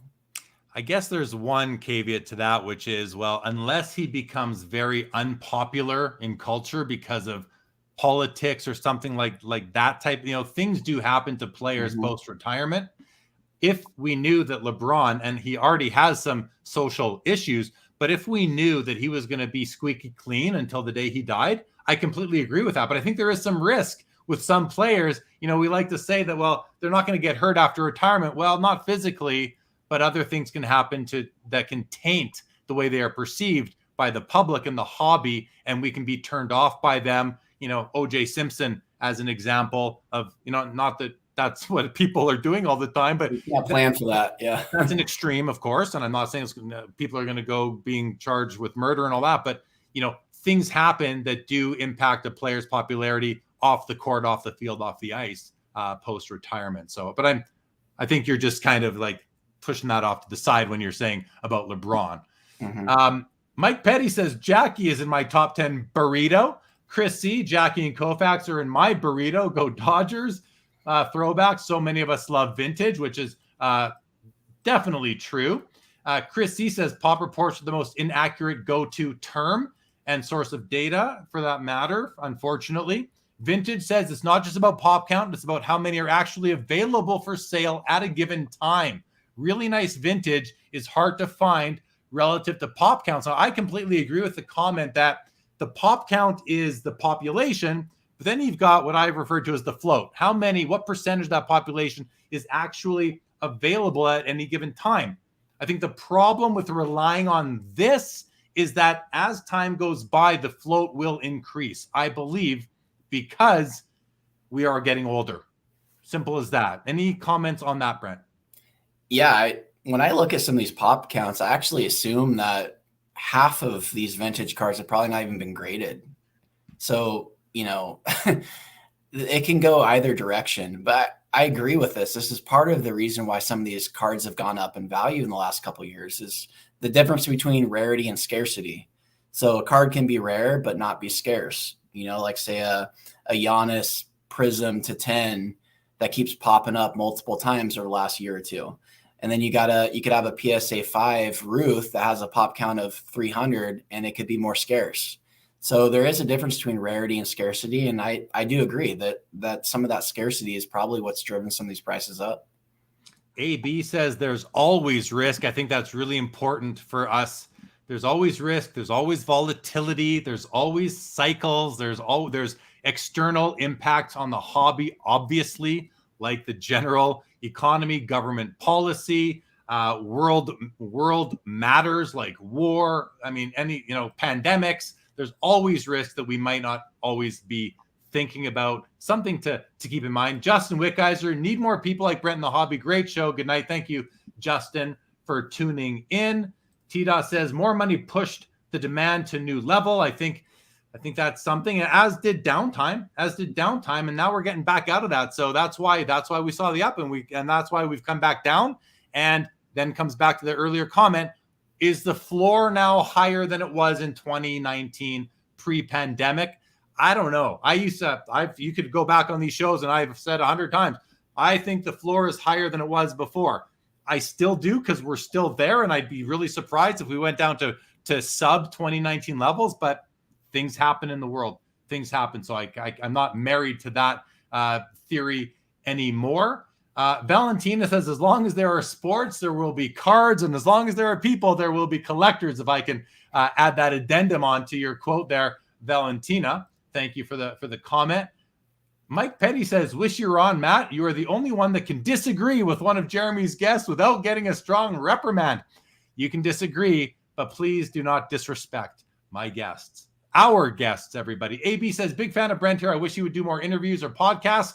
I think you can count on the fact that he likely will, especially from this point forward. Carlos says, hockey is such a micro market that not enough Pareto going on. Marvel Golf and WWF cards are more popular than hockey. I got to dispute that. I mean, Marvel maybe, but golf and WWF, there's no way they're more popular. Maybe on a card-by-card level, but there's just way more hockey cards ever produced, like 1,000 times, if not more, than golf and WWF. I think you're way off on that one, Carlos. Larry, we did that comment by Larry. Bobby Burrell says, nostalgia has more hobby value than money can buy. Brent, I want to get your comments on that sentiment, because this discussion, your theory, your approach is really a lot about, and it's gone this way because you saw that first chart back 18 months ago. But I want you to address this comment just so that you can reconcile a little bit more the fact that people want to collect, and not everyone's going to be able to afford the Pareto. So speak to that a little bit, if you don't mind. Yeah, I think it's about expectations, right? So it's about where I get concerned is somebody say, buys the PSA 2 Gaudi Babe Ruth, and they're looking at these headlines of the 52 Topps Mantle, SGC 95 selling for 12 million or 13 million, and they think like, oh God, this could be the next great card or whatever the case is. To me, it's all about expectations. So as long as that you're aware that those are different situations and those are different cards, and collect what you like. And nostalgia does drive markets. I love cars, and all the late 90s cars, 98 M3, 99 M3, Integra Type Rs, S2000s. I'm loving all of those cars, and I'm seeing all their values go up. So I believe nostalgia plays a big aspect in it. And it's a good comment. All right. Well, thank you for replying to that one. Dennis Zender says, hot take, Mike, losing investment over time. I would exit his market altogether. And then I'm going to pair this comment for you because I want your response to this one, Brent, but I'm going to pair it here with Matthew's comment. I want to hear how Brent compares the investment potential of a PSA 2 Gaudi Babe Ruth, whichever version you want, to a 2009 PSA 10 Bowman Chrome Mike Trout. So this is a great comparison, and I think this is a big, shift in the market. So the PSA 2 Gaudi Ruth, the only thing that differentiates it from another card is grade. That's it, right? So the only way you could have a rarer Gaudi is by having a higher grade. Grade is the only thing that makes it rare or scarce, nothing else, because the card is actually not rare or scarce. Versus a Mike Trout, the 2009 Trout, there's a blue to 150, there's a gold to 50, there's an orange to 25, there's a red to 5, and there's a superfractor. So one of the things I actually think about in these markets is there's 3 PSA 1052 mantles. I almost imagine that being like a red to 5, right? Because that's how I differentiate these markets. So within that Trout, if he's talking about a base Bowman Chrome Mike Trout auto, I would not think that that's a good investment because that's not in the Pareto of the Mike Trout cards. If you truly want a rare and scarce Pareto, Mike Trout Bowman Chrome, you got to be in a Bowman Chrome gold or higher. That's numbered to 50, and then you got the orange to 25. So even within that Mike Trout population, the Pareto takes place. It's just different now with more modern cards because you have numbered, better quality, more rare and more scarce cards of that card. Versus the Ruth, the only thing that will make a Ruth rare or scarce is the grade. That's not the case with the Trout. The Trout is numbered, so it's a little bit different. But I still think of them similar. I think, like I said, I think of a PSA 10 mantle is almost like the same as a modern day red to 5. So Matt, when you mentioned the only thing that separates, that you could approve upon in a PSA 2 is the grade, he says, nope, I appeal. But I have a feeling that you kind of consider that one and the same, or are you strictly talking about the grade and the number on the label? Look, graders are supposed to do their job. So, this whole eye appeal thing and it only being about centering, which is most of the time what people talk about. I just assume that grading companies should be grading these cards based on the eye appeal, based on the centering, based on the registration of the card. Like I make that assumption in what I'm talking about. I don't want to get in the weeds about whether a 2 should be a 4 or a 4 should be a 6. That kind of thing that's another game within the hobby that I see it and I understand it. It makes sense. But that's not really what I'm talking about. Okay. No, I think that's a fair response. And I don't want to get into the weeds. And I think, like, for Matt and everyone listening, watching, when we're talking about how you can get a scarcer, rarer 33 Gaudi Babe Ruth, it's not only going to be by going up the grading scale, it's also going to be by going up the eye appeal scale. And eye appeal, grading companies do not grade on eye appeal. They grade on technical standards, and then eye appeal might get you that extra half point bump. So it's there.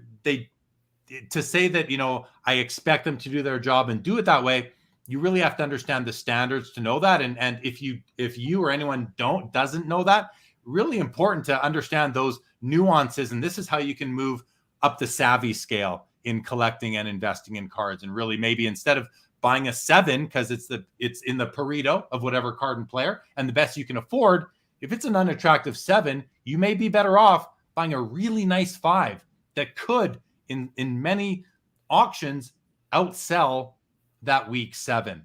So just something to keep in mind, to add to your arsenal, Brent, if you think it's worthy.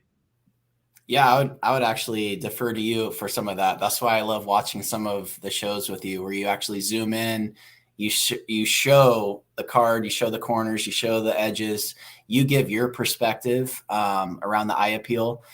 I think about it like this. So like the 52 mantle, I use that as an example because it's an easy one. The Pareto would point to the PSA 9s and higher. So, like whether I want to argue with somebody about whether a 4 should be a 5 or a 5 should be 6, that's different. But, it'd be the 9 or higher would be the ones that are the most rare and scarce anyway. So I'd assume that the PSA 9s have pretty nice eye appeal.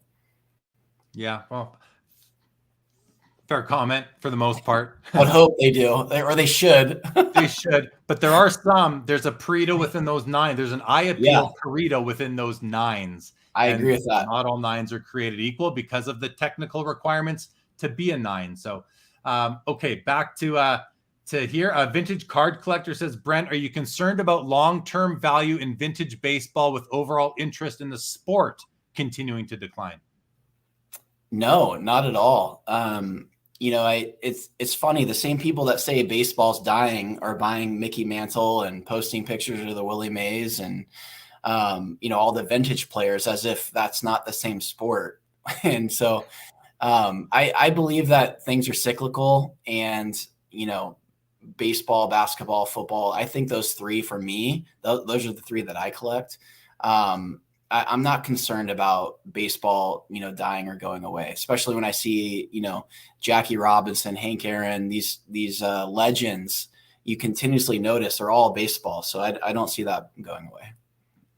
The professor says scarcity and rarity being decoupled is a solid point, similar to prevalence decoupled from causality. Very nice comment from the professor. Vintage card collector, Brent, any thoughts on the value of non-sport, especially vintage non-sport? So I think of 3 different categories of non-sport, Brent, just to help contextualize. I think of Hollywood, I think of music, and I think of historical figures. And then of course there's sci-fi. There's the spider. Actually, guys, can I show you guys a card I bought today at the local? I'm gonna show you. I bought this today, and I think I couldn't understand why it was graded so low. I'm sure it's technically accurate, but I'm just going to highlight myself, Brent, for a second and show this card I bought today. Non-sport pickup, everybody, to the Jeremy Lee personal collection today. Robin from 1966, Batman, the Black Bat series. This is graded a VGX4 by PSA.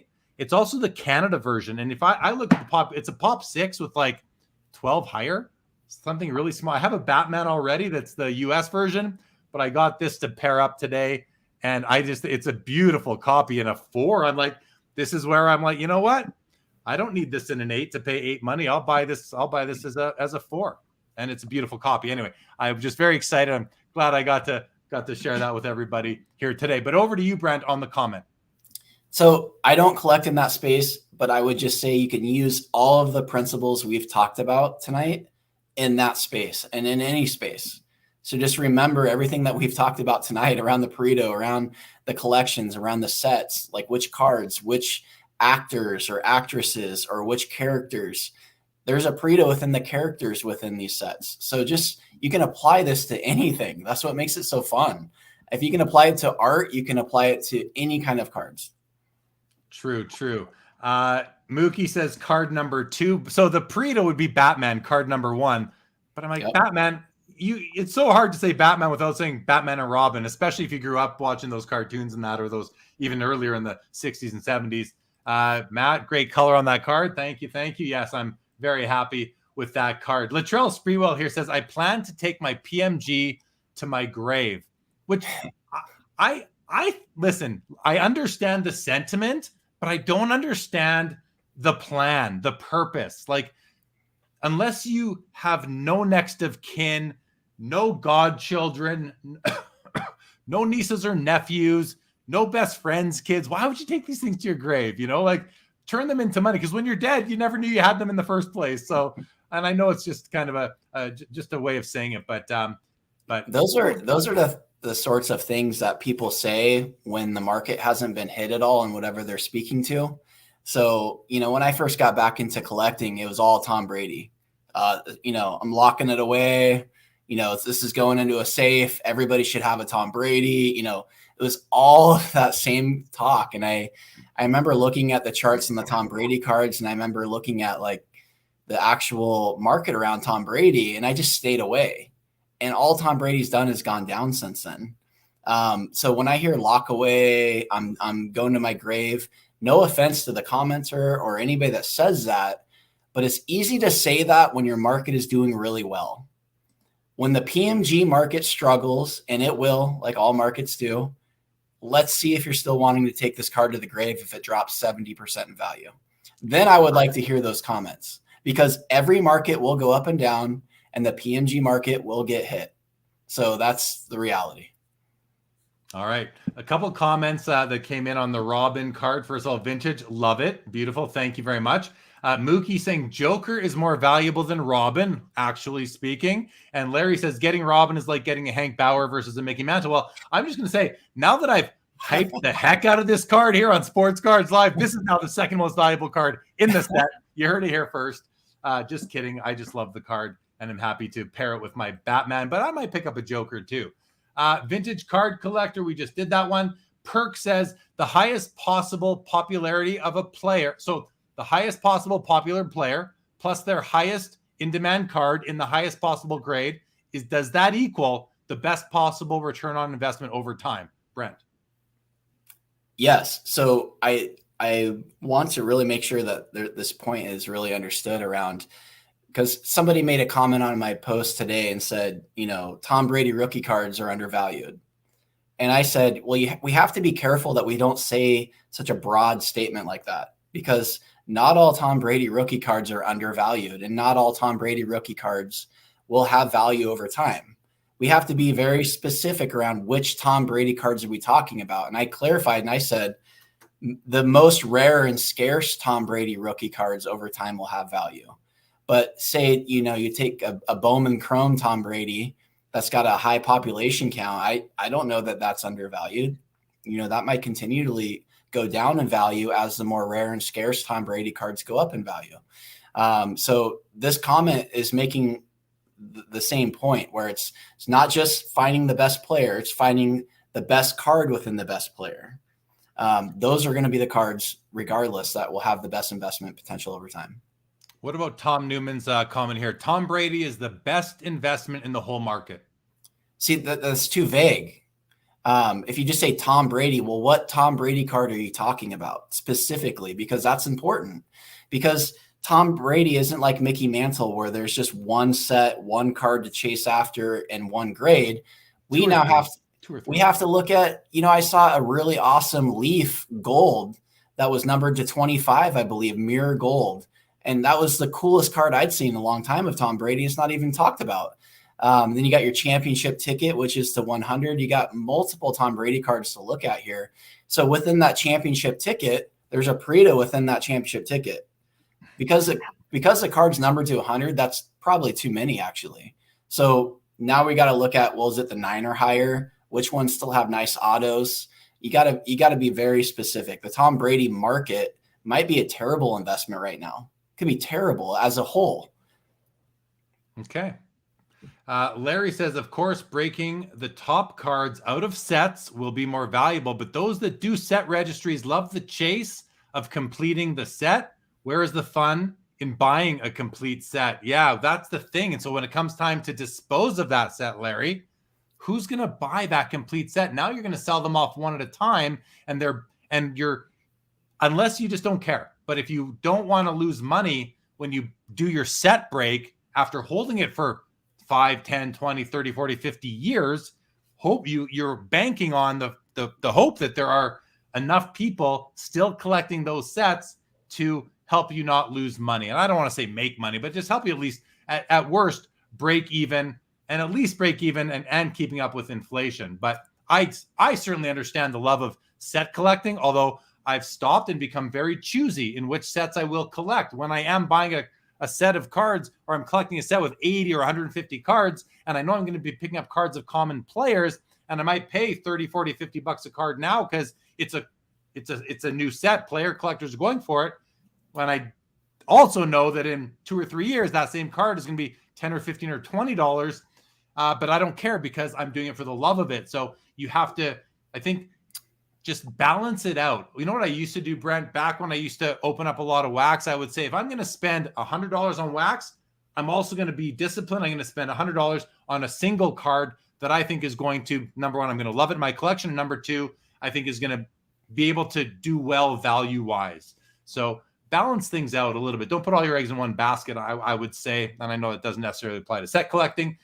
Matt, if you're still here, thanks for stopping by, says, gonna have a beer and invest in some low-grade vintage. And he's a very passionate collector and a good friend of mine. The professor says, does Brent agree with the idea that a PSA 8 modern card is equal to a raw version of that same card? This is something we haven't really talked much about tonight, is grading and, the card versus the plastic that it's in.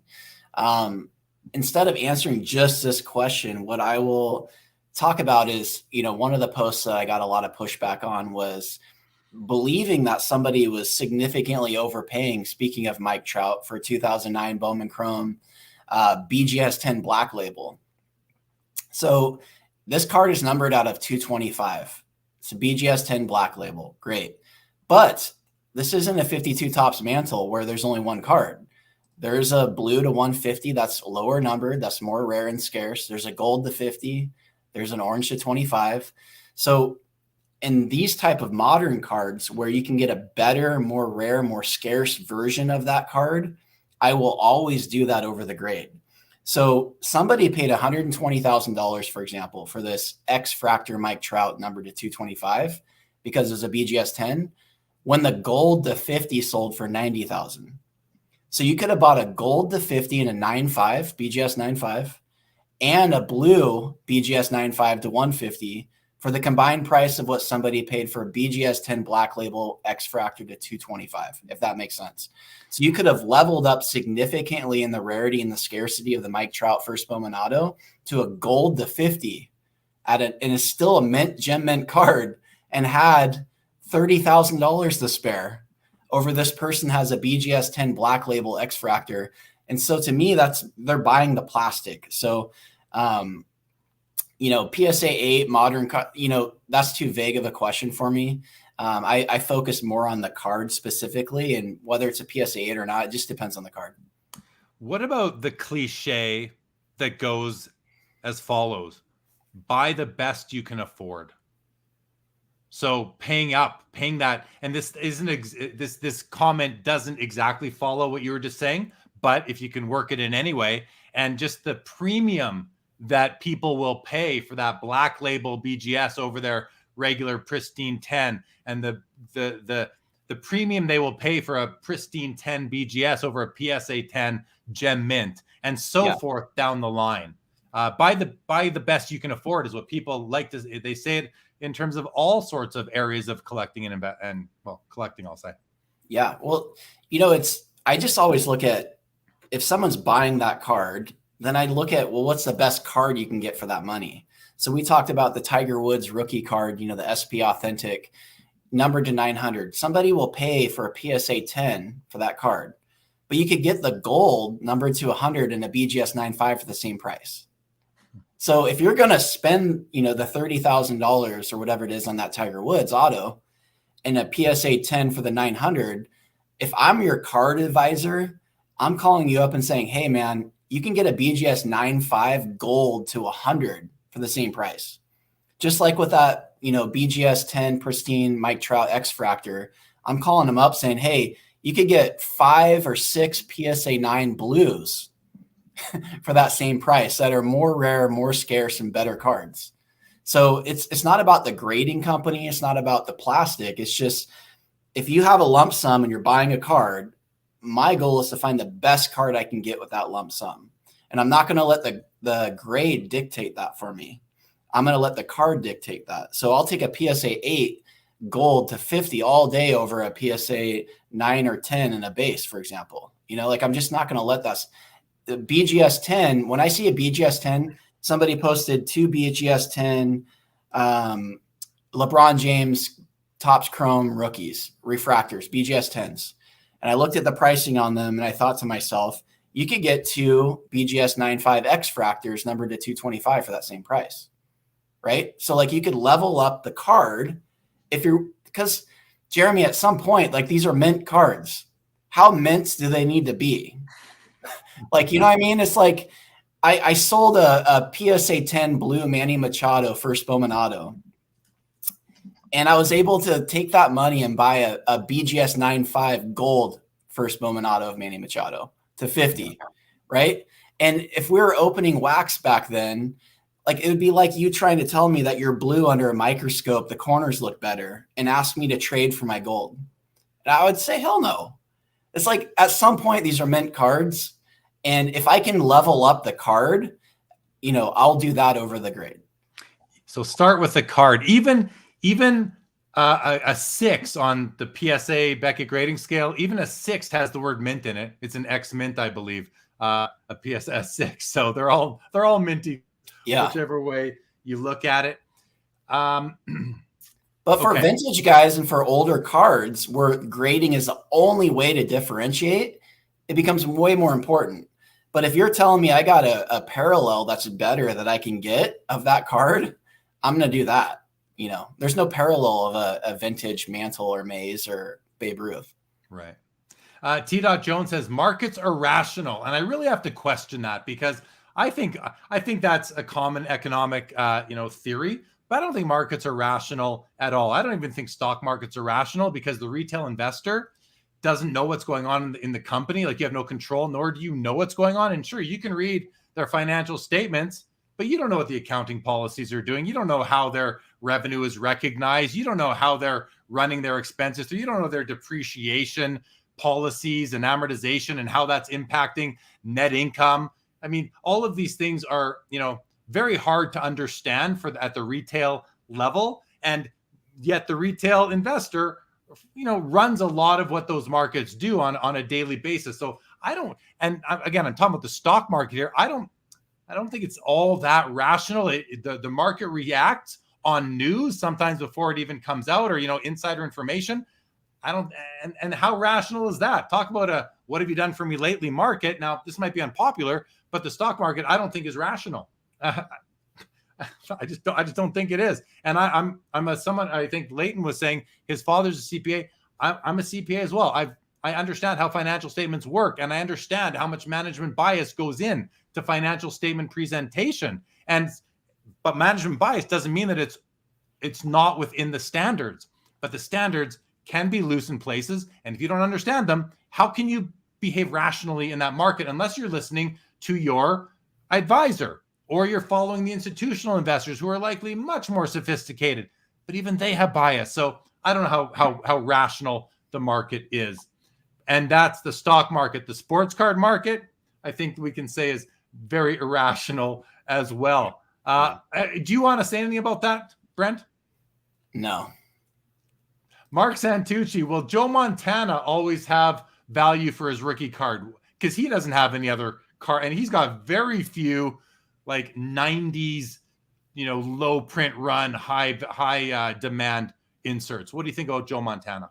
Yeah, Joe Montana is in the Pareto. He's one of the greatest quarterbacks of all time. So that puts him in the Pareto. The question would be then which card? And if you're talking true rarity and scarcity, that puts you in his rookie in a PSA 10, which I think has a pop count of, 50, 60, 70, something like that. Once you get down to a PSA 9, now you're talking pop count in the thousands. So that's fine. It's a cool card. I've had a couple Joe Montana PSA 9s. It really brings me back. But I'm talking about expectations from an investment perspective. Just know that PSA 10 or whatever, consolidation that will happen that's in a higher grade than the PSA 9 will continue to suck up all the value over time. And if you were to put money into a Joe Montana 10 versus a 9, and the market goes up on Joe Montana, you're going to make more absolute dollars on the 10 than you would the 9. Of course, it's going to cost you more to get into it, which brings me to this comment here from Chris J that came up about 9 minutes ago. It says, I get your point, but no one can afford any of these cars. How many people can afford a PSA 10 Joe Montana for 50, 60K? He goes, you're talking about the best of the best. So I know we've kind of addressed this. If you don't, I'll give you another chance, though, Brent, to kind of speak to the fact that in the Pareto and the Pareto of the Pareto of the Pareto, not everybody can afford them. So there's always going to be people, because according to the Pareto Principle, 80% or even way more can't afford these cards, and they're still going to want to collect. So there's always going to be some demand, which will lead to some value for the lower grade cards, because down that Pareto chain, there's always going to be people collecting the Pareto players. Right. As long as, like the Joe Montana, I'll take the PSA 9 as a great example. You're now at least a Pareto player, and you're in one of their higher end cards, right? And I believe that card will have value and will continue to have value because it has value now, and it's already stood the test of time. To me, again, it's just more of an expectation thing, and it's an economics thing to just understand and be aware that it will always be capped by that PSA 10, and that PSA 10, or if there's a BGS 10 or whatever it is, will over time continuously suck up the value. But I love that card. I think it's a great card to buy. I think it's got a lot of value.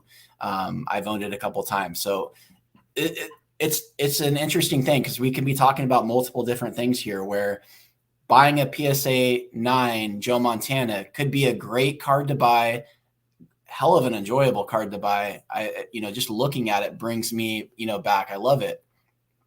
But on an investment perspective, long-term, just set your expectations and know, okay. And this stuff actually might help people enjoy their cards more, because I think sometimes people need their expectations leveled a little bit. When you're buying that PSA 8, Joe Montana for $300, and you think like it's going to be worth $1 million someday, this actually could help people enjoy it more. It's all just about expectations. When you buy it, just understand what it is. Your expectations being shifted will also change probably what you buy, because if you're level with your expectations and you're more rational and you have a better understanding, do you still want that PSA 9 Joe Montana or 8? Like, do you really? Because that will actually be a good test to know if you really want it. All right. No, great comment. Chris C., thank you both for the chat. Making me hungry for a burrito. Let's throw a little bit of comedic interlude. Yeah, a little comedic interlude right there. Michael Stone, wouldn't the card with only 5 pristine 10s be rarer than a modern card numbered to 150? So back to what we were saying earlier, that you want the card out of 50, not the higher grade out of, with however many. Yeah. So, PWCC, this is like all my comments too. There are no digs against any of these companies, but they're advertising this as the only BGS 10 pristine black label Mike Trout first Bowman auto, right?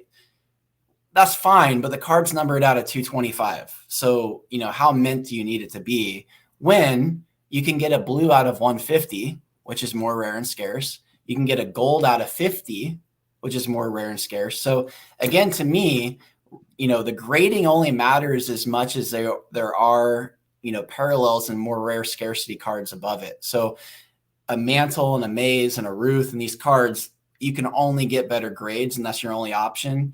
I'm taking a card like a gold over an X-Fractor any day, numbered to 50 versus 225. I don't care what the grade is. Give me a PSA 6 and a gold to 50.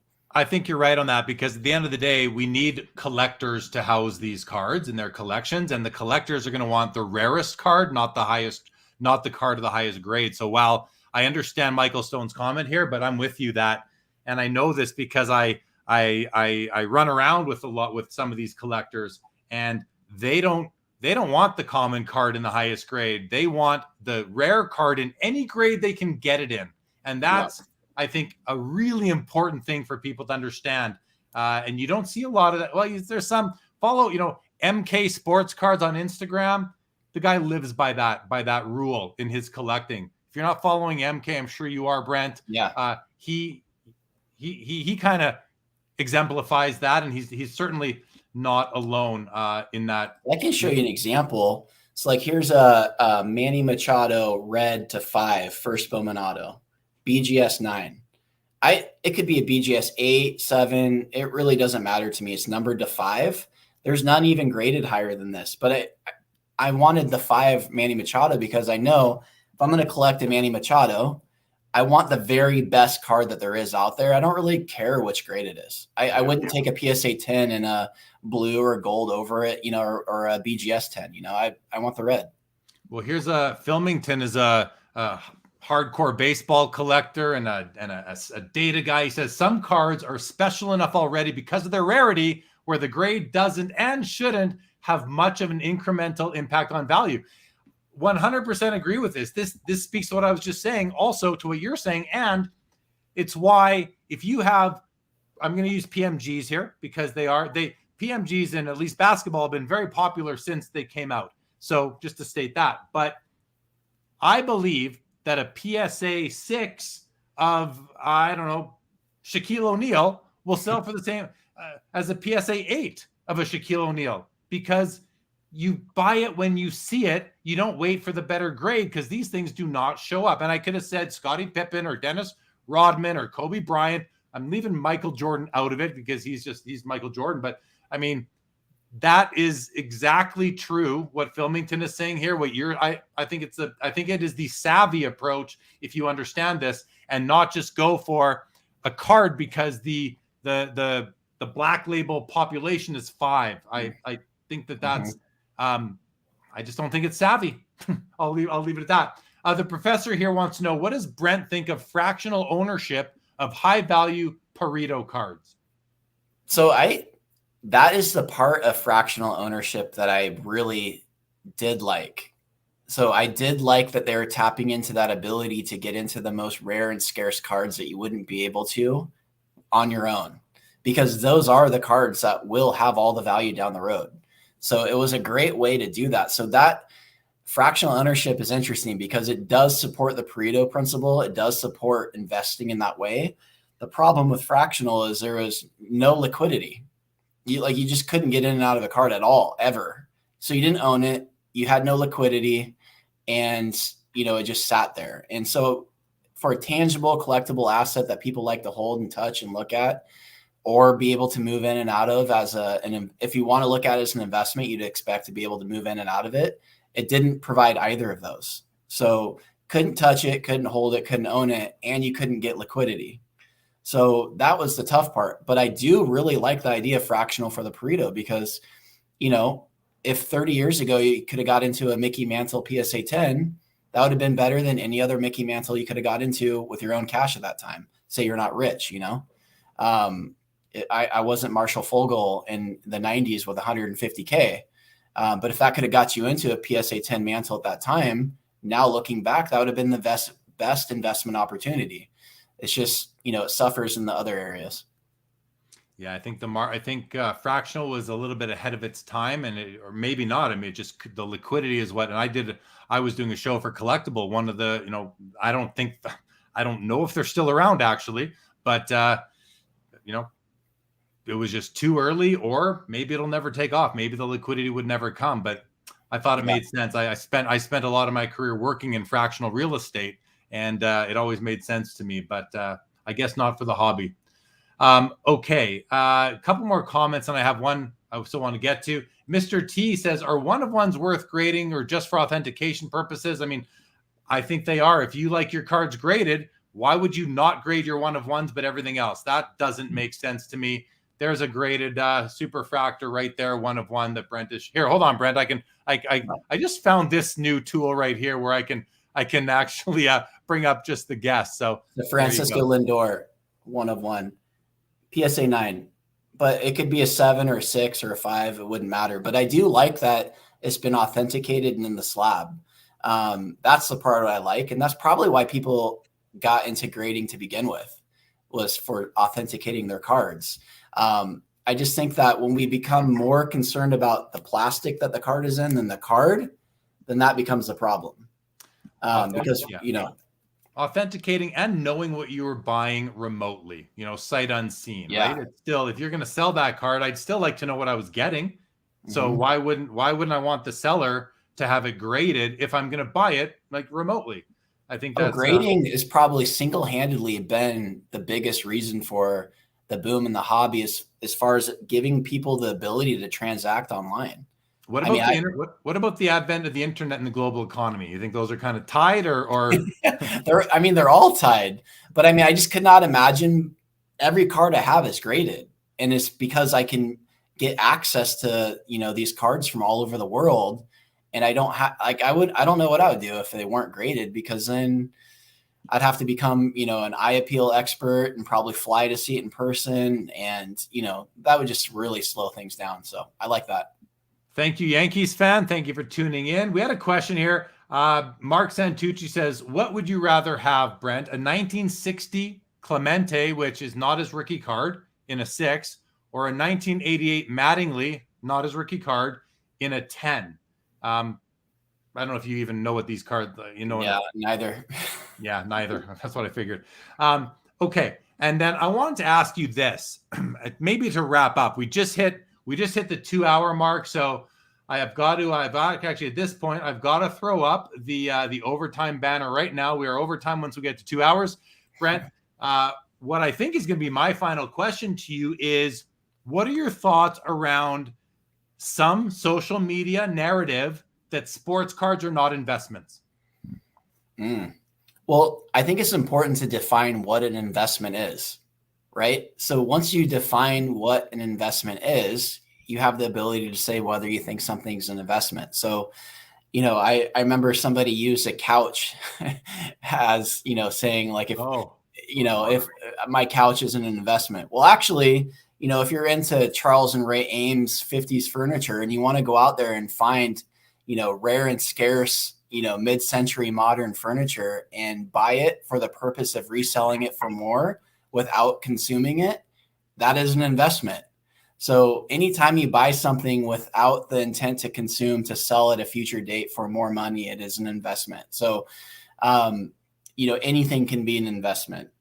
So saying sports cards are not an investment is short-sighted and narrow focused, because if I buy a sports card, so here's something that I think that happens all the time is people confuse a terrible investment with whether it's an investment or not. Yeah. So just because something goes down 90% in value doesn't mean it wasn't an investment when you purchased it. But real estate can do the same thing. Stocks can do the same thing. I watched Peloton stock, this a spin bike with an iPad, go from $5 to several $100s a share, now back to $5. That it was still an investment, whether you made a ton of money on it or lost a ton of money on it. So sports cards, if you buy them with the intent to sell at a future time for more money, it is an investment. Simple. Yeah. So Spooning Corners says it's not in the narrative. It's the truth. It's a hobby, not an investment. Spooning Corners, great comment. But if you added the 2 words that you should have, which would have been at the end, for me and me alone, and I only speak for myself, because as Brent said, the comment, the truth of the matter, because Spooning Corners, the generality that we see on our screen right now is 100% and completely inaccurate and just bad advice, because it's not the truth that it's a hobby. It can be a hobby. It is a hobby for a lot of people. It's a hobby within an industry. The funny thing is that the hobby has always been a business. Always. Back in the 1800s, when cards were made to help sell baking soda, in the early 1900s, cards were made to help sell tobacco. Business. In the 1920s, chocolate bars and candy. Business. Then gum. Still business. And then the funny thing is, in 1989, when Upper Deck came onto the scene, it became only about business for the companies. And they were serving the collector who call it a hobby. But as soon as really price guides came out in the mid 80s, almost every kid who had cards as a pure hobby now saw the money potential and saw that their cards were actually worth money. And there was a monthly price guide that would come out and tell them, you know what else has a regular price guide that comes out? The stock market. Is that a hobby? No, it's a business. And I'm kind of being a little silly there. But when people say it's a hobby, not an investment, that's a personal choice. And it really only applies to you and people who think that way. But it is not the truth, Spooning Corners. That's a very, very... will you go on to say here, should we stop calling it a hobby? No, absolutely not. The hobby is what we refer to it as. It's a hobby for me. It's a hobby for investing in sports cards itself can be a hobby. So why can't we call it a hobby? That's like one of the best points right there. Investing in sports cards can be a hobby, just like investing in stocks can be a hobby. Investing in cars, real estate, you name it, can be a hobby. To say one can't be the other is not sticking to the truth of the definition of what an investment is. Investment is just anything that you buy with intent to not consume and sell for more at a later date. Like, to say what that can and can't be is not part of that definition. That definition doesn't say what that can and can't be. There's no list of things that can be. It can be tomatoes. It doesn't matter what it is. Right. So to say that, is silly. And listen, the other thing there is that if you do not see it this way and you spend whatever significant money is to you on it, then I think you're being irresponsible. Because if you're taking money away from your core living expenses, your basic needs, or putting your whatever you want to buying better food for your children, whatever it might be, I think you're just being irresponsible. If you do not, but if you're just spending your pure like the top of your, or whatever, your top or bottom of your discretionary income on it, yeah, who cares, right? Like Foul Five Ball here says, I agree with Spooning Corners. I don't think you agree with him. I think you have the same approach as him, which is different, because if you agree that it's not an investment, it's a hobby for everybody, then you got blinders on. I think and I know Jeremy, and great guy, I think what he's saying is that's how I also approach it. I completely have no issue with that. That makes a lot of sense to me right there. Okay, couple more comments, guys. We're going to wrap up. Chris HOJ says, as we call him, Chris Hoj, enjoyed it. Thank you for being here, Chris. Always good to see you. Chris C says, it's not just a hobby. It's been a business for years. Fact right there. Simple fact. Mike says, fascinating discussion tonight, Jeremy and Brent. More to think about and if it will impact my collecting strategy. Fair comment, and thank you for being here tonight, Mike. Mr. T, depends on your motive and intention with the cards, which is up to everybody individually. Don't let anybody tell you that cards are not an investment or they cannot be an investment. That's up to you. And Brent said it well. Define investment. If throwing out 10 grand on a card doesn't matter to you, like if that's your play money, then you don't have to worry about it. But for most people, like, I always, whenever I spend over like $250, $300 on a card, that's some money. I don't want to just like not have to think about it, but sometimes I will. But at $5,000, oh yeah, you better believe I'm thinking about the future performance of that card. Yeah, it's really important in any discussion or any argument to define what it is you're arguing about or discussing, right? So I find that a lot of people get into arguments about things and I'm like, I don't even think they agree on the definition of what they're arguing about. Right. So, it's like, if you just define what investment is, it really makes the argument go away. So, it can be just a hobby for you and it can be an investment for me and it can be both for me. So defining what it is that you're arguing about in life is really important. Well, and the other thing is that it's not one or the other. You can decide, and it might be different month to month, year to year, but maybe this year when I look back, my sports card expenditures were 80% investment, 20 hobby, or 10 hobby, 90, or 10 investment, 90 hobby. It's going to be different because some cards I buy for the pure love and I don't care if they go to zero, genuine. And some cards I would be very sad from a financial perspective because I spent significant money on them if they went to zero or went down a lot. So yeah, Carlos B. Good says buying high-end sports cars and watches is a hobby too, but they are also investments. The professor says Brent is bringing analytical thought to this hobby investment. Thank you. Very nice comment, professor, and same to you, Carlos, earlier. Thank you, Michael Stone. Trevor Coulter, who is Bobrovsky's biggest fan, says Vasilevsky is in the 20% in the NHL goalie Pareto. I'd actually say he's higher than that, Trevor. All my bad takes on Vasilevsky have all been tongue-in-cheek this postseason. And some people take me very, very seriously, but that's okay. Mr. T says, entertainment budget equals hobby. Wanting money back from your cards at some point equals investment. Fair. That's one way to look at it, I think. Agree, Brent? Sure. Chris C says, when I put money down on a 96 Chrome Kobe with no greening, it was a PC card, not a card I expect 2x value from. That's up to you. 100% up to you. T2 Shen says, it's all about lying to yourself. If your investment tanks 90%, then it was just a hobby. And hey, whatever you got to do to go to bed at night. I mean, you can look back and fool yourself all you want. Or it becomes a side PC. That's right. That's the term. Yeah. But Brent said before, like, just you said this exact thing. You said when cards go down in value, you don't, or whatever holding goes down, you don't want to think of an investment as an investment, but it was just a negative return investment, which happens as well. Okay, Brent. Are you going to be at the National in July? Yeah, my plan is to be there. Absolutely. Right on. Well, we've never met in person, but look forward to seeing. I'll be there all 5 days, so I'm sure we'll run into each other. But if not, I will be headquartered at the Tag Grading booth, so be sure to come by and say hi to me there. I want to thank Center Stage App. I want to thank Veriswap. I want to thank Tag Grading, Leighton Sheldon, everyone that supports the show, the chat, the viewers, the podcast listeners, everybody. Thank you so much for joining us tonight and always. If you are new to if Brent brought you here, and I want to thank you, Brent, for sharing that you were coming on with your followers on Instagram and Twitter. If you're new, please throw a subscribe at Sports Cards Live. And Brent, final comment over to you.